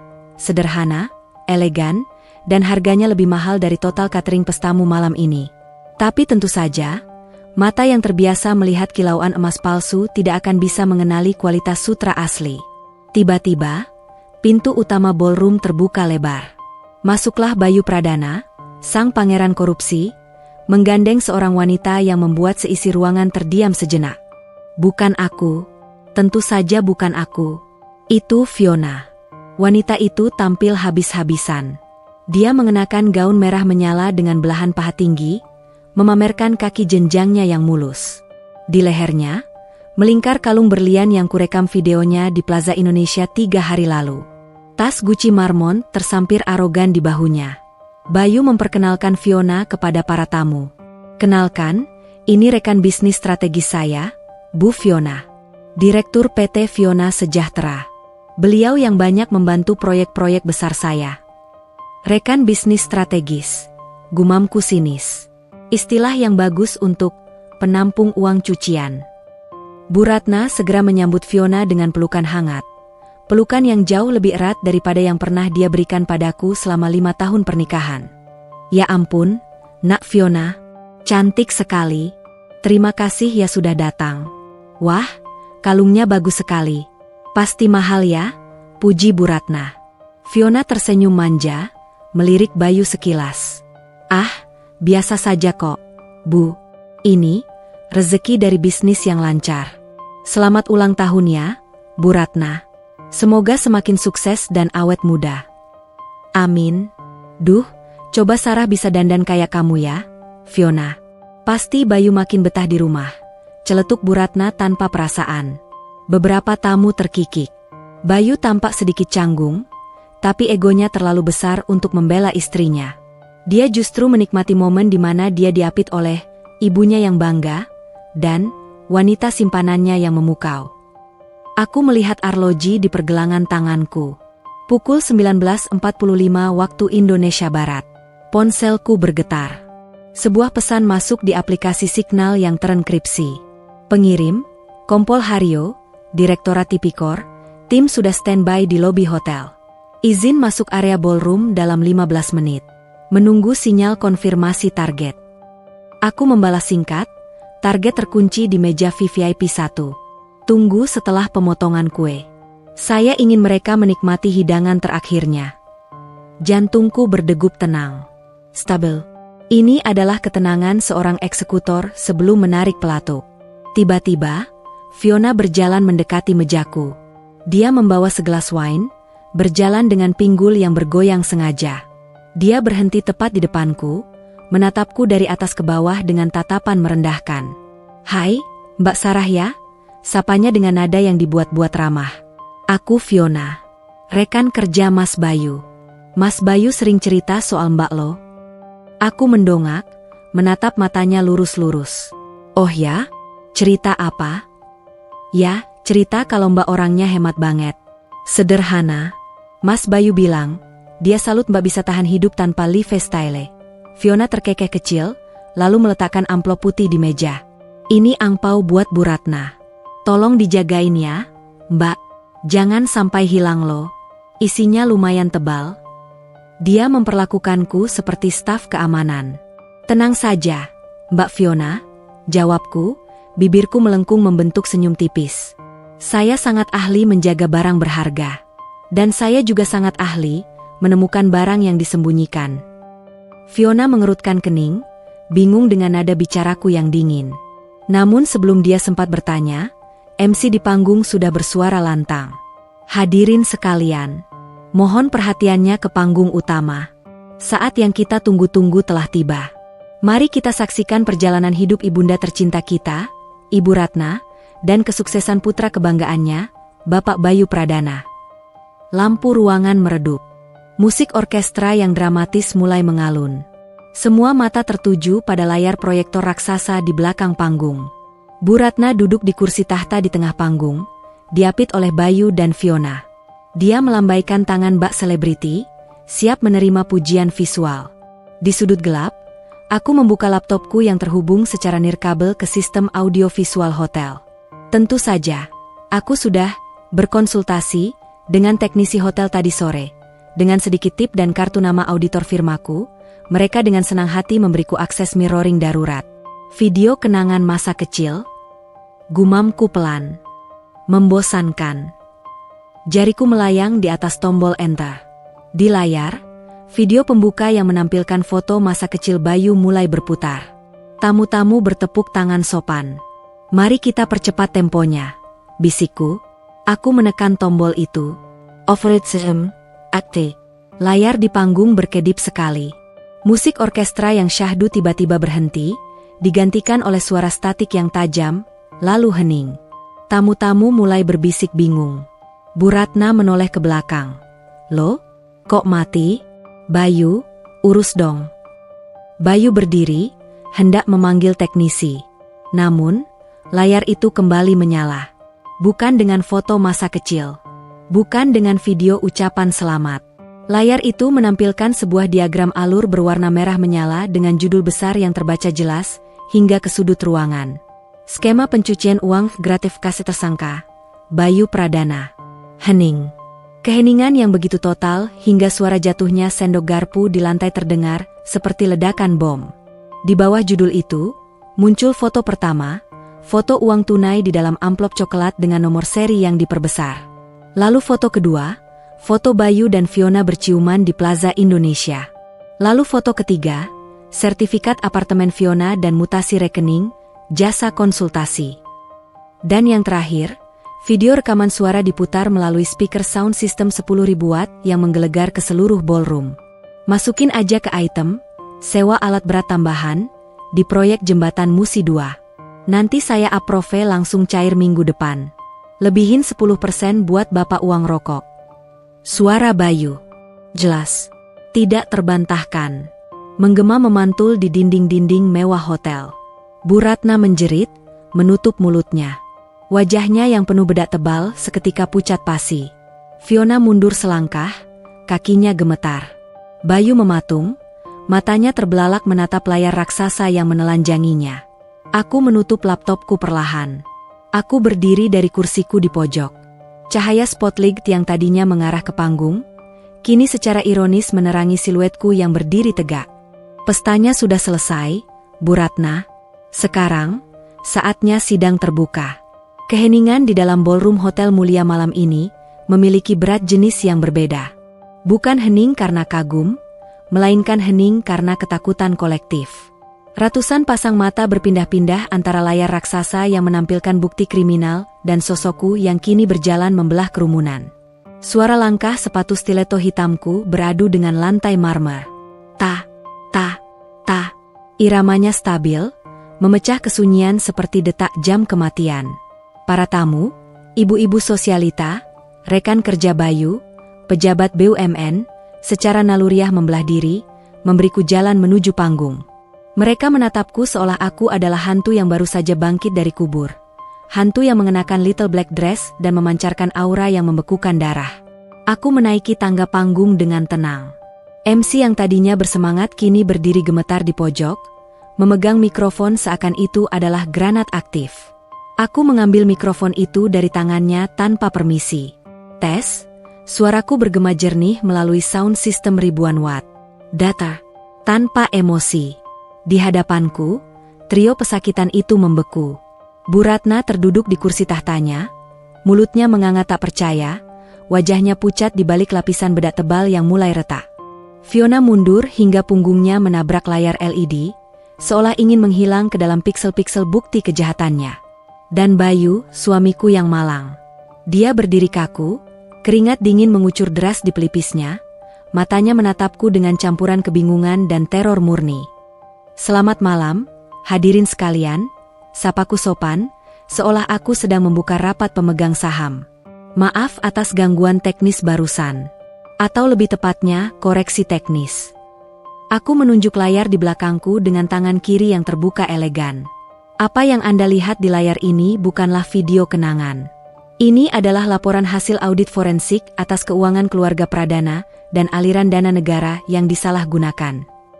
Gumam-gumam kecil mulai terdengar dari para tamu. Apa maksudnya? Korupsi? Itu istri Bayu kan? Diam. Suaraku meninggi sedikit, tajam seperti cambuk. Ruangan kembali senyap. Aku berjalan mendekati Bayu. Jarak kami hanya 1 meter sekarang. Aku bisa mencium bau ketakutan yang menguar dari tubuhnya, lebih menyengat daripada parfum mahalnya. Bayu Pradana, sebutku, menatap matanya dalam-dalam. Kepala bagian pengadaan yang terhormat. Selama 5 tahun, kamu menganggap istrimu ini buta huruf finansial. Kamu memberiku uang belanja recehan sambil menyembunyikan miliaran rupiah di rekening gelap. Aku berbalik menghadap audiens, menunjuk grafik batang di layar. Hadirin, mari kita bicara angka. Saya suka angka. Angka tidak pernah berbohong, tidak seperti manusia. Dalam 1 tahun terakhir, jelasku layaknya dosen yang sedang mengajar, total penghasilan resmi saudara Bayu adalah 630 juta rupiah. Namun, total pengeluaran dan penambahan asetnya mencapai 4,3 miliar rupiah. Ada selisih 3,6 miliar rupiah yang tidak bisa dijelaskan asal-usulnya. Dalam dunia saya, kami menyebutnya unexplained wealth. Dalam bahasa hukum, itu indikasi kuat gratifikasi dan tindak pidana pencucian uang. Sarah, hentikan. Kamu gila, teriak Bayu akhirnya, suaranya serak dan putus asa. Dia mencoba maju untuk merebut mikrofon, tapi langkahnya terhenti saat aku mengangkat 1 jari. Jangan bergerak, Bayu, ancamku dingin. Atau rekaman suara kedua akan saya putar. Rekaman di mana kamu mengatur suap untuk proyek jalan tol tahun lalu. Mau saya putar sekarang? Bayu membeku. Kakinya lemas. Ancaman itu nyata. Aku beralih menatap Bu Ratna. Wanita tua itu kini menangis tanpa suara. Air matanya melunturkan maskara mahalnya menjadi jalur hitam di pipi. Bu Ratna, sapaku lembut tapi mematikan. Ibu selalu bertanya kenapa saya tidak pernah membelikan ibu hadiah mewah. Jawabannya sederhana, karena saya tidak menggunakan uang curian. Aku menunjuk ke arah pintu lobi, tempat mobil CR-V turbo putih terparkir di luar. Mobil baru yang ibu banggakan itu bukan hadiah anak berbakti. Itu adalah barang bukti gratifikasi. Mobil itu dibeli menggunakan invoice fiktif proyek jembatan Musi 2. Setiap kali ibu duduk di jok kulit mobil itu, ibu sedang duduk di atas uang rakyat yang dicuri anak ibu. Dan tahukah ibu, menerima barang hasil kejahatan membuat ibu terkena pasal 5 UU TPPU. Ancaman hukumannya 5 tahun penjara. Bu Ratna menjerit histeris, menutup telinganya. Tidak Aak. Bohong. Bayu bilang itu bonus. Bayu anak baik. Kebodohan bukanlah pembelaan di mata hukum. Bu, jawabku singkat. Terakhir, aku berjalan menuju Fiona. Pelakor cantik itu kini tampak seperti tikus basah yang terpojok. Dia gemetar hebat, memeluk tas Gucci-nya erat-erat seolah tas itu bisa melindunginya dari hukum. Dan kamu, Fiona Anggraini, ucapku. Fiona menggelengkan kepala, air mata membanjiri wajah cantiknya. Mbak Sarah tolong, saya nggak tahu apa-apa, saya cuma... Kamu cuma tempat sampah, potongku sadis. Maaf, istilah teknisnya, nomine, atau boneka.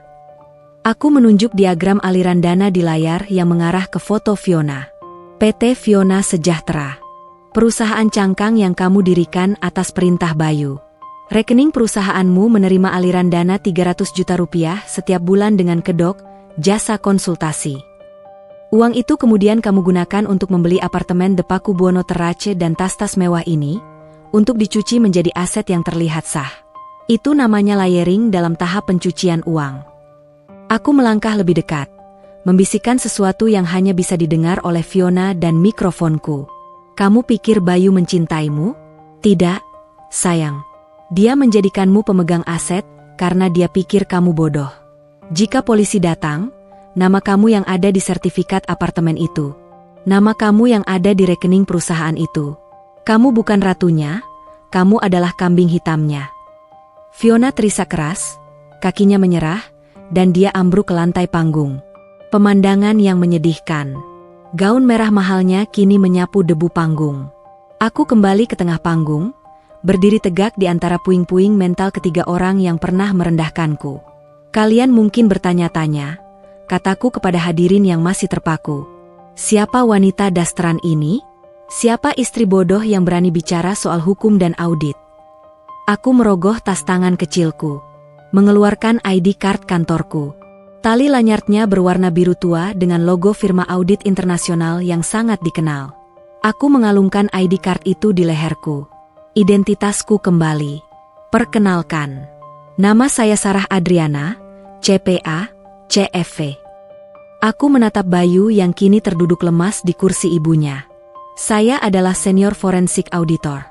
Spesialisasi saya adalah melacak aset koruptor dan memenjarakan mereka dengan bukti yang tidak terbantahkan.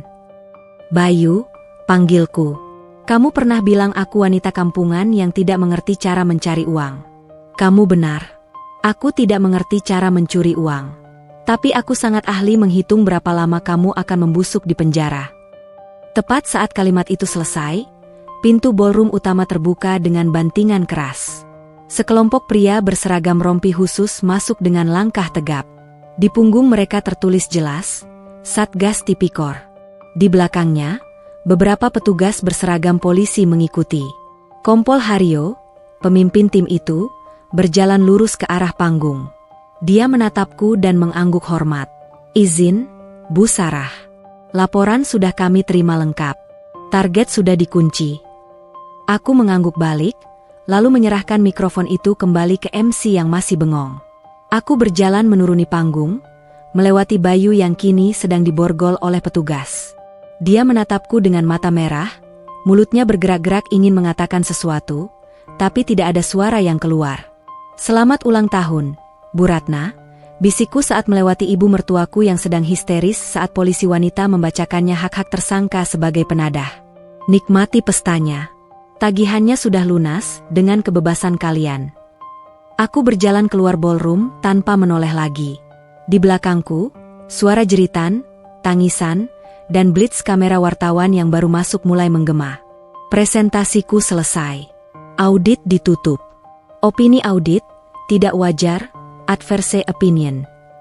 Lampu blitz kamera wartawan yang menyusup masuk ke ballroom berkedip liar, seperti badai petir di dalam ruangan. Bagi Bayu, Bu Ratna, dan Fiona, itu adalah kilatan kehancuran. Bagi saya, itu adalah dokumentasi akhir proyek. Tetap di tempat. Jangan ada yang bergerak. Suara bariton Kompol Haryo membelah kekacauan. Tim Satgas Tipikor bergerak dengan efisiensi militer. Mereka tidak berteriak-teriak kasar seperti di film aksi. Mereka tenang, taktis, dan menakutkan karena diamnya. Dua petugas mendekati Bayu yang masih terduduk lemas di kursinya. Wajahnya yang tadi merah padam karena marah kini abu-abu, seolah darah telah berhenti mengalir ke kepalanya. "Bapak Bayu Pradana," ucap salah satu petugas sambil mengeluarkan borgol perak. "Anda kami amankan atas dugaan tindak pidana korupsi, gratifikasi, dan pencucian uang sebagaimana dimaksud dalam pasal 12 BUU Tipikor dan pasal 3 UU TPPU." Klik. Suara logam beradu itu terdengar renyah. Tangan Bayu yang biasanya sibuk menunjuk-nunjuk dan memerintah, kini terkunci di belakang punggungnya. Arloji Patek Philippe 1,5 miliar di pergelangan kirinya bergesekan dengan borgol besi seharga ratusan ribu. Ironi yang sangat puitis. Ini salah paham. Saya dijebak. Istri saya gila. Bayu akhirnya menemukan suaranya, berteriak panik sambil meronta. Matanya mencari-cari wajah yang dikenalnya di kerumunan, berharap ada kolega atau atasan yang membela. Namun, tidak ada yang bergerak. Teman-teman kantornya yang tadi menjilatnya kini mundur, pura-pura sibuk dengan ponsel, atau bahkan memalingkan wajah. Di dunia korporat yang kejam, tidak ada yang mau tertular penyakit bernama tersangka korupsi. Sementara itu, di sisi lain panggung, drama yang lebih memalukan sedang terjadi. Bu Ratna meronta-ronta saat seorang polwan mencoba membimbingnya keluar. Dia mencengkeram taplak meja hingga gelas-gelas wine pecah berantakan di lantai. "Lepaskan saya. Saya bukan penjahat. Saya ibunya pejabat. Kalian tahu siapa anak saya? Jangan kurang ajar ya sama orang tua," teriak Bu Ratna histeris. Gaun emasnya yang ketat membuat gerakannya terlihat kaku dan menggelikan, seperti ikan mas yang menggelepar di darat. "Ibu tenang dulu. Kami hanya membawa ibu untuk dimintai keterangan sebagai saksi sekaligus terduga penerima aliran dana," ujar polwan itu tegas namun sopan. "Itu uang anak saya. Hak saya. Sarah, tolong ibu, bilang sama mereka ini uang halal." Bu Ratna menoleh padaku, matanya membelalak penuh keputusasaan. Aku berdiri diam di pinggir panggung, melipat tangan di dada. Aku menatap mertuaku dengan pandangan kosong. "Halo, Bu. Sayang sekali, uang halal tidak perlu disembunyikan di balik invoice sewa alat berat fiktif. Selamat menikmati perjalanan dinas ke kantor polisi." Fiona, di sisi lain, memilih strategi yang berbeda, survival mode. Begitu melihat borgol terpasang di tangan Bayu, dia langsung mengangkat kedua tangannya tinggi-tinggi, air matanya mengalir deras. "Pak, saya cuma disuruh. Saya nggak tahu apa-apa. Pak Bayu yang maksa saya buka rekening perusahaan itu. Saya siap jadi justice kolaborator. Saya punya bukti chat Pak Bayu yang nyuruh saya beli apartemen," teriak Fiona lantang, mengkhianati kekasih gelapnya dalam hitungan detik. Bayu menoleh ke arah Fiona, matanya nyaris keluar karena kaget. "Fiona, kamu bilang cinta mati sama aku? Cinta nggak bisa bayar pengacara, Mas," balas Fiona sengit saat dia digiring petugas. Aku tersenyum tipis. Seperti yang kuduga, kesetiaan yang dibeli dengan uang akan hilang begitu uangnya disita. Kompol Haryo menghampiriku. Dia tidak memakaikan borgol padaku, tentu saja. Dia justru menyalamiku. "Terima kasih atas kerjasamanya, Bu Sarah. Bukti digital yang ibu kirimkan sangat solid. Tim kami di lapangan baru saja menyegel unit apartemen di Pakubuwono dan menyita 1 unit CR-V turbo di lobi depan," lapornya. "Sama-sama, Pak Kompol. Tolong pastikan prosesnya transparan. Jawabku profesional. Saya akan menyusul ke kantor untuk BAP, berita acara pemeriksaan, tambahan. Saya bawa hard disk eksternal berisi data audit forensik lengkap 5 tahun ke belakang. Siap. Mari, Bu. Aku berjalan keluar ballroom mengikuti iring-iringan tersangka, namun dengan status yang berbeda. Mereka berjalan menunduk menutupi wajah dari kamera. Aku berjalan tegak, menatap lensa kamera dengan tatapan tajam. Besok, wajahku akan ada di halaman depan koran, bukan sebagai istri koruptor, tapi sebagai whistleblower pemberani. 1 jam kemudian, di Gedung Merah Putih. Suasana di sini jauh berbeda dengan hotel. Dindingnya dingin, lampunya neon putih yang menyilaukan, dan udaranya berbau kopi basi serta ketegangan. Aku duduk di ruang tunggu VIP, menunggu giliran diperiksa. Di seberang lorong kaca, aku bisa melihat Bayu di dalam ruang interogasi. Dia duduk sendirian, dasinya sudah dilepas, kemejanya kusut. Dia terlihat 10 tahun lebih tua daripada sejam yang lalu. Seorang penyidik keluar dari ruangan itu dan menghampiriku. Bu Sarah, tersangka ingin bicara sebentar dengan ibu sebelum pemeriksaan lanjut. Apakah ibu bersedia? Aku menimbang sejenak. Seharusnya aku menolak. Tapi ada satu hal administratif yang harus kuselesaikan malam ini juga. Baik. 5 menit, jawabku. Aku masuk ke ruang interogasi.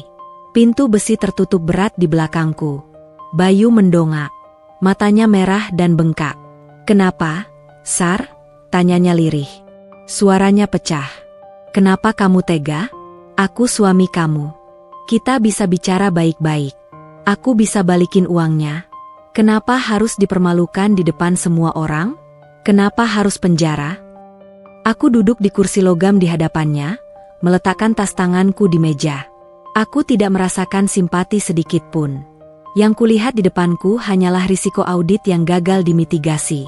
Bicara baik-baik, ulangku dengan nada datar. 5 tahun aku bicara baik-baik, Bayu. Saat kamu menghinaku karena das terlusuh, aku diam. Saat ibumu merendahkan masakanku, aku diam. Saat kamu mentransfer uang masa depan kita ke pelacur itu, aku diam.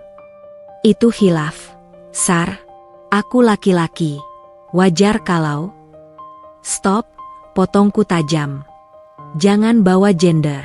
Ini bukan soal laki-laki atau perempuan. Ini soal matematika. Kamu mencuri lebih banyak dari yang bisa kamu cuci. Kamu melanggar rasio utang terhadap aset. Dan yang paling fatal, kamu meremehkan auditor internalmu sendiri. Bayu menunduk, menangis. Aku hancur. Sar, karirku, namaku, habis semua. Tolong bantu aku. Kamu punya uang kan? Kamu bilang kamu punya warisan? Sewa pengacara mahal buat aku, Sar. Tolong. Demi masa lalu kita. Aku tertawa. Tawa yang kering dan tanpa humor. Bayu, kamu masih belum sadar juga. Aku merogoh tasku, mengeluarkan sebuah map biru. Map yang sama yang dia tanda tangani beberapa hari lalu dengan dalih, surat pajak. Ingat ini? Tanyaku, melempar map itu ke hadapannya. Bayu menatap map itu bingung. Itu, surat pajak kan? Buka. Baca pasal 4 ayat 1, perintahku. Dengan tangan gemetar karena borgol, Bayu membuka map itu. Dia membaca kalimat yang ditunjuk telunjukku. Matanya membelalak.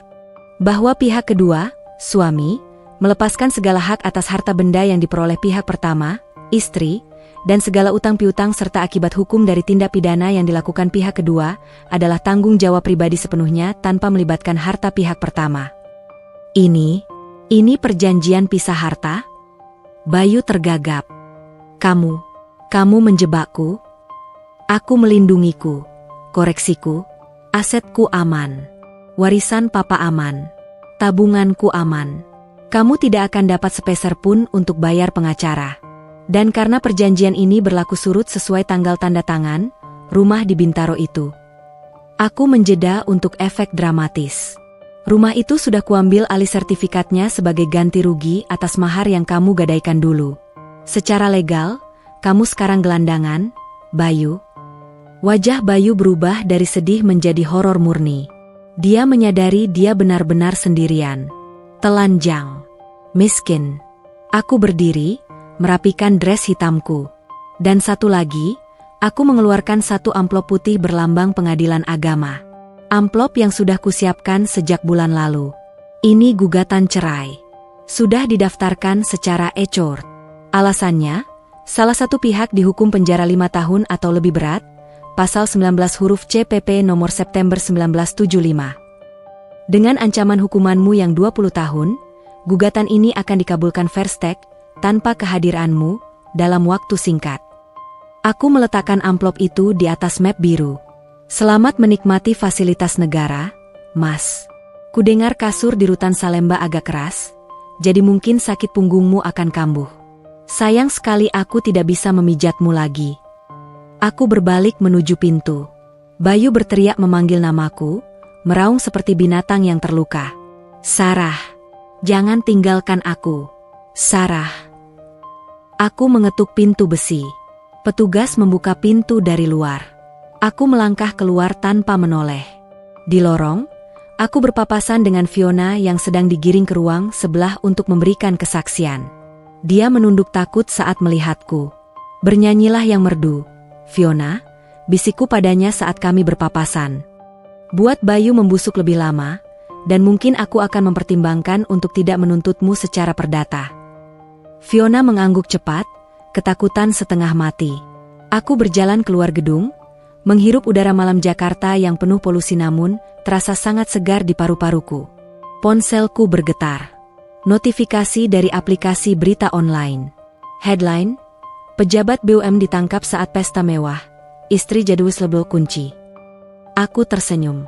Fase eksekusi selesai. Sekarang, tinggal menikmati pemandangan dari puncak, sambil melihat mereka merangkak di dasar jurang.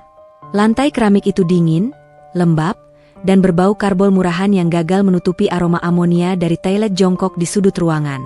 Ini bukanlah lantai marmer Italia di rumah Bintaro, dan jelas bukan karpet tebal ballroom hotel mulia. Bayu Pradana terbangun dengan sentakan keras. Punggungnya menjerit kesakitan akibat tidur dalam posisi meringkuk di atas tikar anyaman tipis. Selama beberapa detik, otaknya yang masih kacau berusaha menyangkal realitas. Dia berharap saat membuka mata, dia akan melihat langit-langit gipsum kamarnya, mencium aroma kopi buatan Sarah, dan bersiap berangkat kerja dengan Pajero Sportnya. Namun, realitas menghantamnya lebih keras daripada palu hakim. Di hadapannya bukan walk-in closet, melainkan jeruji besi berkarat. Di sekelilingnya bukan kolega bisnis yang menjilat, melainkan 5 pria asing dengan tatapan kosong dan tato yang memudar di kulit yang kusam. Bayu berada di sel tahanan sementara Rutan Salemba. Wow, bos. Udah bangun? Minggir dikit, kaki lo makan tempat. Hardik seorang tahanan bertubuh kurus kering yang duduk di sebelahnya. Bayu, yang terbiasa memerintah staf dengan jentikan jari, secara refleks hendak membalas bentakan itu. Jaga mulut kamu. Kamu tidak tahu saya siapa? Saya kepala bagian.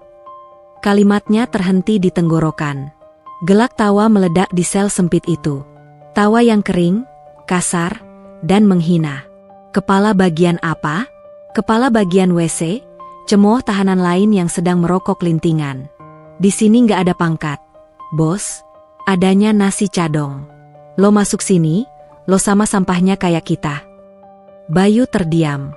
Dia meraba pergelangan tangan kirinya. Kosong.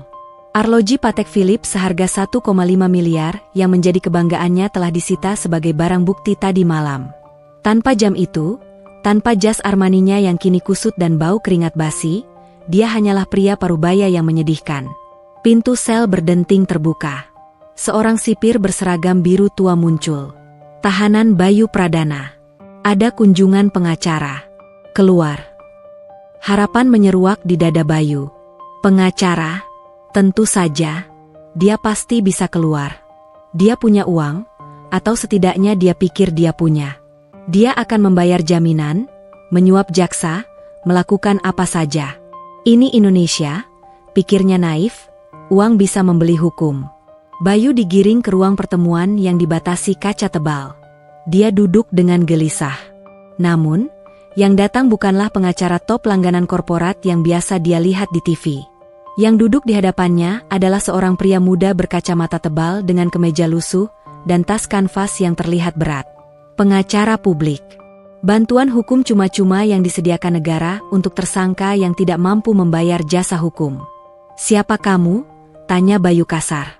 "Mana Pak Hotman? Atau Pak Otto? Saya minta pengacara terbaik." Pria muda itu menghela napas lelah, membuka berkas tipis di meja. "Pak Bayu, aset Bapak sudah dibekukan total oleh penyidik sejak pukul 2 dini hari tadi. Rekening pribadi, rekening gaji, deposito, semuanya nol. Tidak ada firma hukum papan atas yang mau mengambil kasus Bapak tanpa uang muka. Jadi, suka atau tidak, saya yang ditunjuk negara untuk mendampingi Bapak." "Dibekukan?" Bayu memucat. Tapi saya punya aset lain. Sertifikat rumah, tanah di Bogor. Jual itu. Gunakan uangnya." Pengacara itu menatap Bayu dengan pandangan iba yang menyakitkan. Dia mengeluarkan selembar kertas fotokopi dari tasnya. "Rumah di Bintaro dan tanah di Bogor sudah beralih ke pemilikan, Pak. Berdasarkan akta perjanjian pisah harta yang Bapak tanda tangani minggu lalu, dan klausul wan prestasi yang Bapak setujui, aset-aset tersebut secara otomatis menjadi milik tunggal istri Bapak, Ibu Sarah Adriana, sebagai kompensasi atas dana mahar yang Bapak gunakan." Dunia Bayu berputar. Ingatan tentang malam itu kembali, saat dia dengan sombongnya menandatangani map biru tanpa membaca, hanya demi mencairkan kredit bank. Dia pikir dia sedang membodohi Sarah. Ternyata, dia sedang menggali kuburannya sendiri. "Sarah," desis Bayu, tangannya mengepal hingga buku-bukunya memutih. "Wanita ular itu." "Dan ada satu hal lagi, Pak," lanjut pengacara itu, nadanya semakin suram. Dia menyodorkan sebuah tablet murah, memutar sebuah video kesaksian. Di layar yang retak itu, wajah Fiona Anggraini muncul. Dia tidak lagi terlihat angkuh. Dia memakai rompi oranye, menangis terseduh-seduh di depan penyidik. "Saya dipaksa, Pak Bayu yang mengancam saya. Dia bilang kalau saya tidak mau menampung uang itu di rekening perusahaan saya, dia akan menyebarkan foto-foto pribadi saya. Saya korban, Pak. Apartemen itu dia beli pakai nama saya biar istrinya nggak tahu. Saya nggak nikmatin sepeser pun. Pak Bayu yang jahat." Bayu menatap layar itu dengan mulut terbuka tak percaya. Wanita yang 3 hari lalu dia belikan kalung berlian, wanita yang dia puja sebagai dewi, kini melemparkannya ke bawah bus demi menyelamatkan kulitnya sendiri. "Bohong," teriak Bayu, memukul meja pemisah. "Dia yang minta. Dia yang morotin saya. Dasar pelacur." "Tenang, Pak," ujar pengacara itu datar. "Fiona sudah diterima sebagai justice kolaborator. Kesaksiannya akan memberatkan Bapak. Ditambah bukti audit forensik dari istri Bapak yang harus saya akui, sangat brilian dan tanpa celah. Bapak menghadapi tuntutan maksimal 20 tahun penjara." 20 tahun. Bayu membayangkan usianya saat keluar nanti. 52 tahun. Tua. Miskin. Mantan narapidana. Tidak ada karir. Tidak ada pensiun. "Ibu saya?" Suara Bayu melemah, nyaris berbisik. "Bagaimana ibu saya?"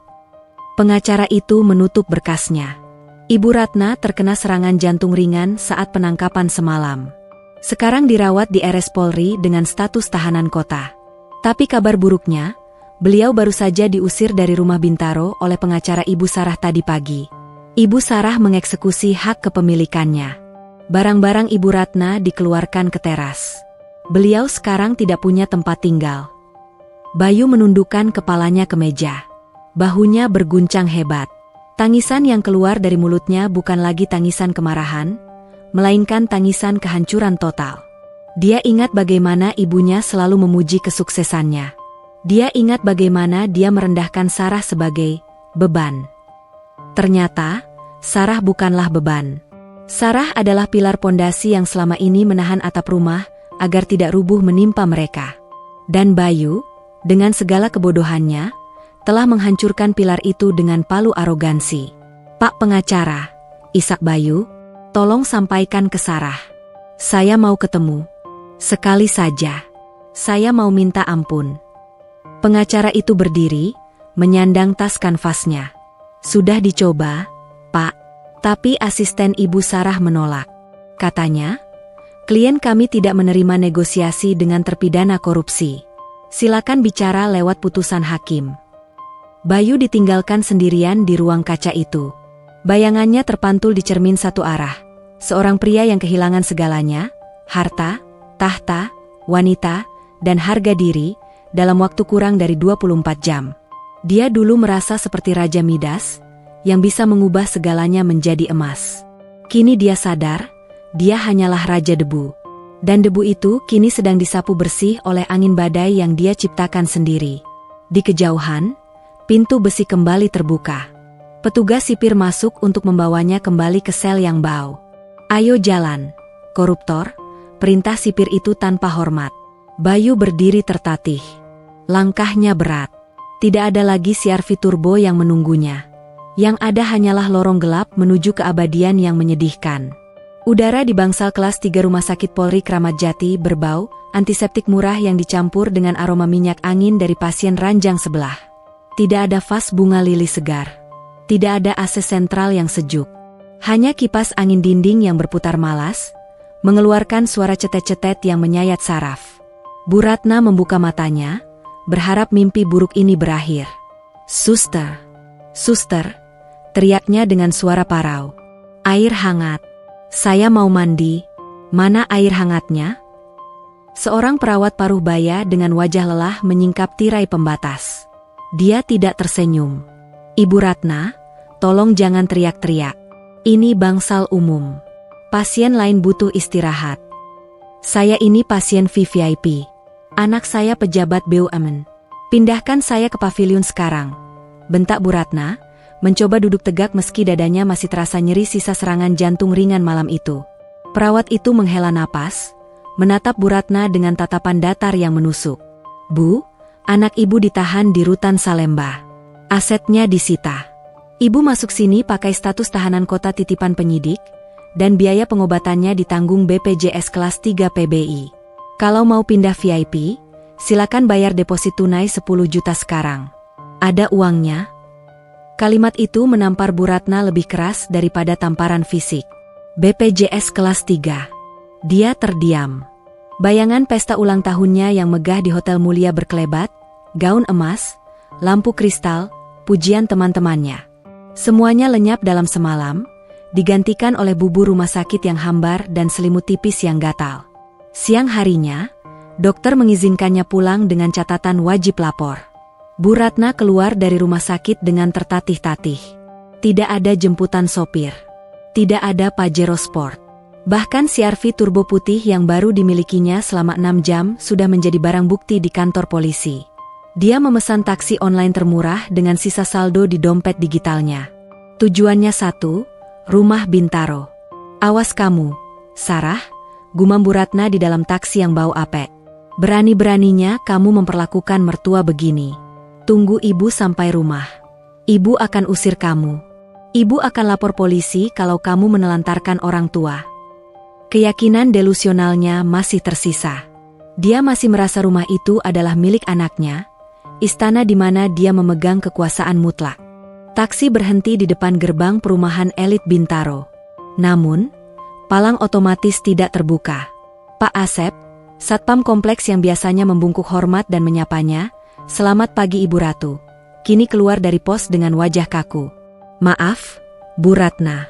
Taksi tidak boleh masuk," kata Pak Asep, tidak membuka gerbang.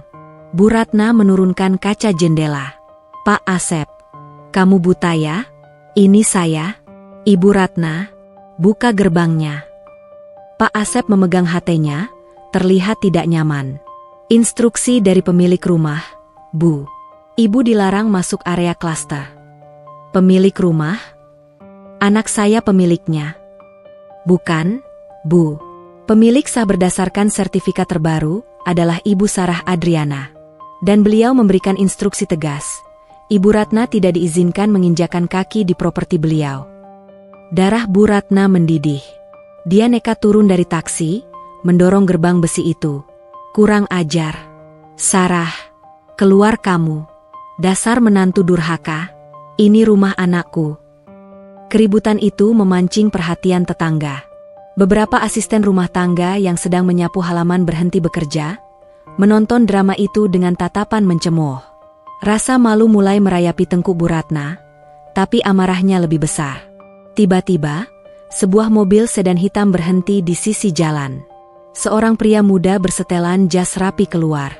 Itu bukan Sarah. Itu Reza, notaris kepercayaan Sarah. Reza berjalan mendekat, membawa sebuah map dan menunjuk ke arah tumpukan barang di pos satpam. "Selamat siang, Ibu Ratna," sapa Reza formal. "Saya kuasa hukum Ibu Sarah. Seperti yang disampaikan Pak Asep, Ibu tidak memiliki hak akses lagi ke rumah ini. Kunci sudah diganti, dan sistem keamanan sudah direset." "Kamu siapa? Mana Sarah? Suruh dia hadapi saya," teriak Bu Ratna, meludah ke arah sepatu mengkilap Reza. Reza mundur selangkah, tetap tenang. Ibu Sarah sedang sibuk mengurus audit perusahaan di luar negeri. Beliau tidak punya waktu untuk drama domestik. Namun, beliau berbaik hati. Reza memberi isyarat pada satpam.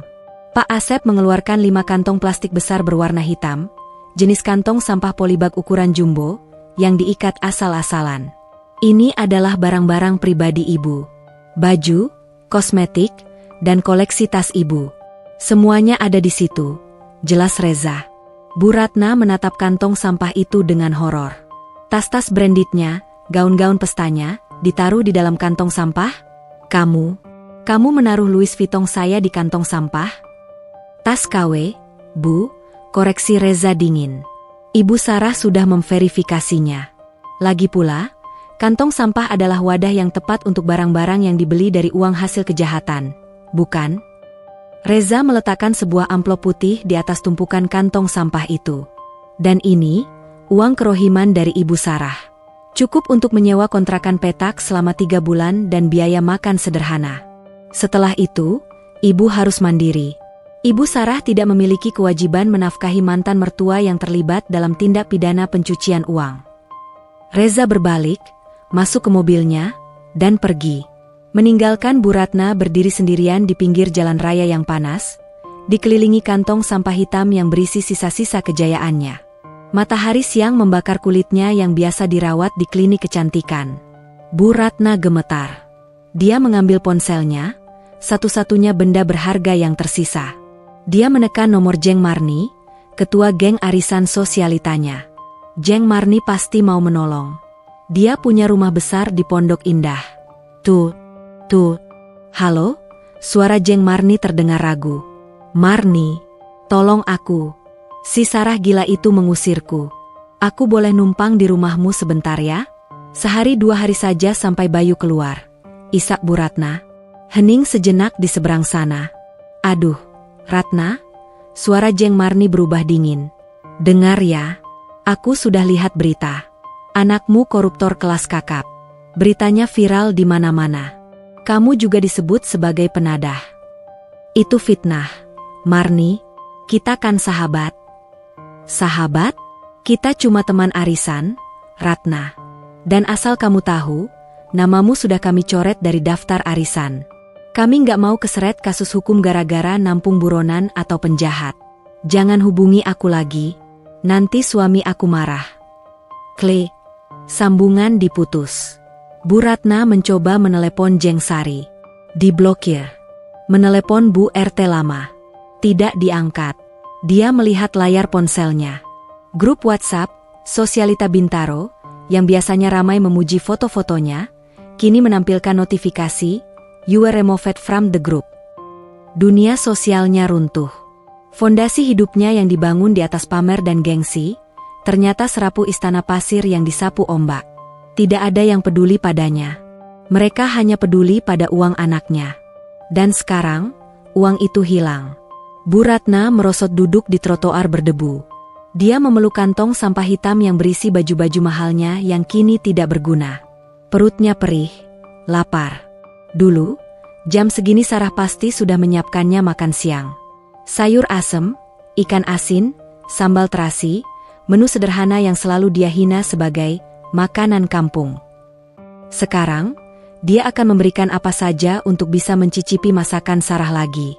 Dia teringat wajah Sarah yang selalu menunduk patuh saat dimarahi. Dia teringat bagaimana dia menyebut Sarah, beban, dan tidak berguna. Beban, bisik Bu Ratna, air matanya menetes ke aspal panas. Ternyata, Sarah bukanlah beban. Sarah adalah pelampung penyelamat. Dan Bu Ratna, dalam kesombongannya, telah melubangi pelampung itu dengan jarum penghinaan. Sekarang, dia tenggelam. Sendirian.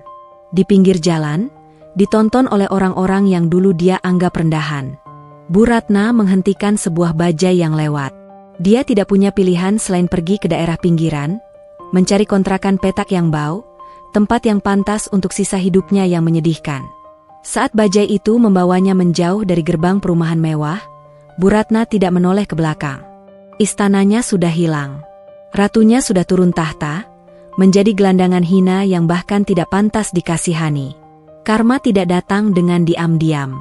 Karma datang dengan pengeras suara, menyiarkan kebodohannya ke seluruh dunia.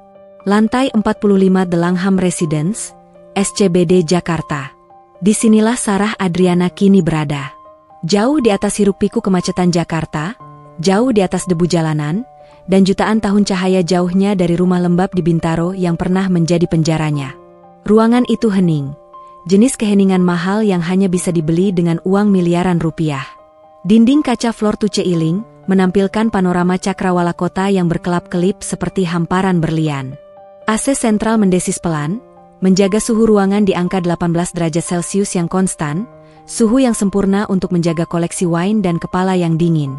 Sarah duduk di sofa kulit putih Italia, mengenakan jubah mandi sutra berwarna champagne. Di tangannya, segelas Pinot Noir berputar pelan.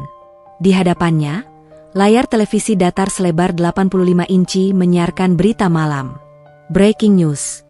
Majelis Hakim Pengadilan Tindak Pidana Korupsi hari ini menjatuhkan vonis berat kepada terdakwa Bayu Pradana, mantan pejabat BUMN. Bayu divonis 18 tahun penjara dan denda 5 miliar rupiah subsidi 1 tahun kurungan, serta kewajiban membayar uang pengganti kerugian negara. Kamera menyorot wajah Bayu di kursi pesakitan. Dia memakai rompi oranye. Rambutnya dicukur habis, prosedur standar rutan untuk mencegah kutu. Wajahnya kurus, matanya cekung dan mati. Tidak ada lagi jejak arogansi pria yang dulu melempar uang tunai ke wajah istrinya. Dia tampak seperti orang tua yang jiwanya sudah dicabut paksa. Sarah menyesap wine-nya. Rasanya sedikit tanik, tapi berakhiran manis. Berita berlanjut. Sementara itu, saksi kunci sekaligus justice kolaborator, Fiona Anggraini, divonis 4 tahun penjara karena terbukti menikmati hasil kejahatan pencucian uang. Seluruh aset apartemen dan barang mewah yang disita negara akan dilelang. Fiona terlihat menangis histeris saat digiring keluar ruang sidang.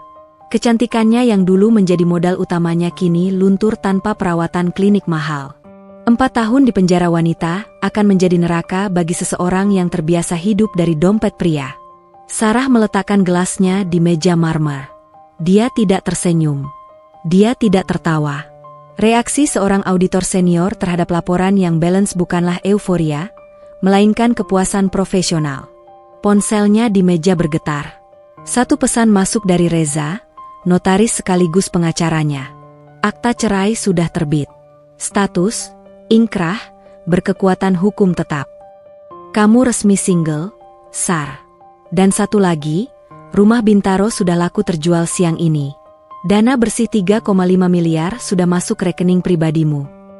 Sarah membaca pesan itu 2 kali. Rumah Bintaro. Saksi bisu 5 tahun penderitaannya. Tempat di mana dia dihina karena masakan kurang asin. Tempat di mana dia disuruh berhemat sementara suaminya membeli berlian untuk wanita lain. Sekarang, rumah itu hanyalah angka di rekening bank. Sarah telah menjualnya jauh di bawah harga pasar kepada seorang pengembang ruko, hanya agar dia bisa menyingkirkannya dengan cepat.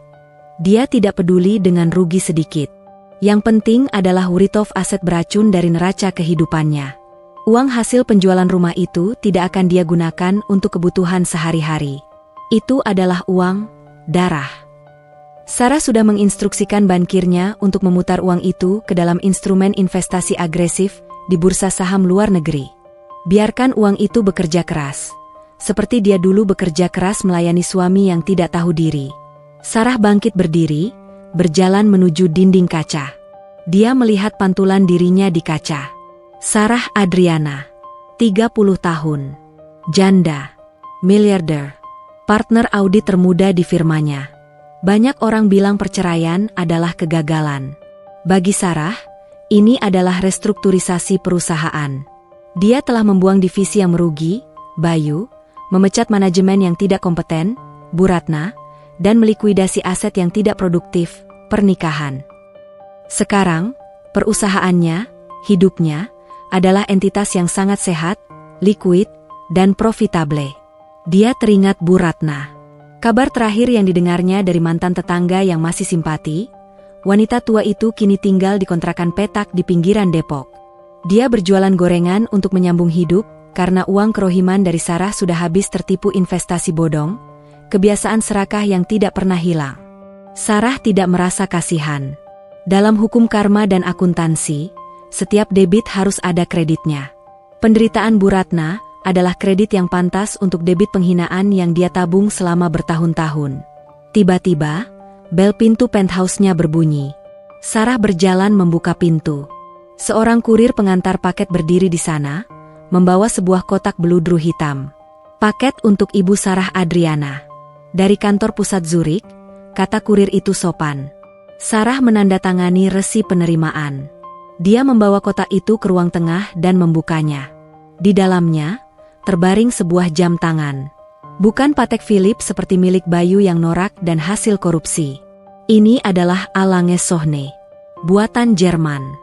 Sangat presisi, sangat langka, dan desainnya sangat understated. Hanya orang yang benar-benar mengerti jam yang tahu bahwa harganya 3 kali lipat dari mobil CR-V Turbo.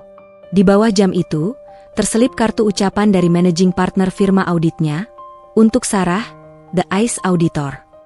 Selamat atas promosi Anda sebagai Kepala Divisi Audit Asia Pasifik. Hadiah kecil untuk merayakan kebebasan dan kesuksesan Anda. Sarah tersenyum tulus untuk pertama kalinya malam itu. Dia mengenakan jam itu di pergelangan tangan kirinya. Kulitnya yang putih kontras dengan strap kulit buaya hitam jam itu. Dia tidak butuh laki-laki untuk membelikannya perhiasan. Dia bisa membeli pabrik perhiasannya jika dia mau. Sarah kembali ke balkon, membawa gelas wine-nya. Angin malam Jakarta menerpa wajahnya, menerbangkan ujung jubah sutranya. Di bawah sana, di antara jutaan lampu kota, ada ribuan istri yang mungkin sedang menangis. Istri yang dibohongi soal gaji suami. Istri yang dimarahi mertua karena hal sepele. Istri yang dianggap bodoh karena memilih diam di rumah. Sarah mengangkat gelasnya ke arah kota, seolah bersulang untuk mereka. Jangan pernah meremehkan diamnya seorang istri, bisiknya pada angin. Karena di balik diam itu, kami sedang menghitung. Dan ketika kami selesai menghitung, kalian akan sadar bahwa utang kalian sudah jatuh tempo.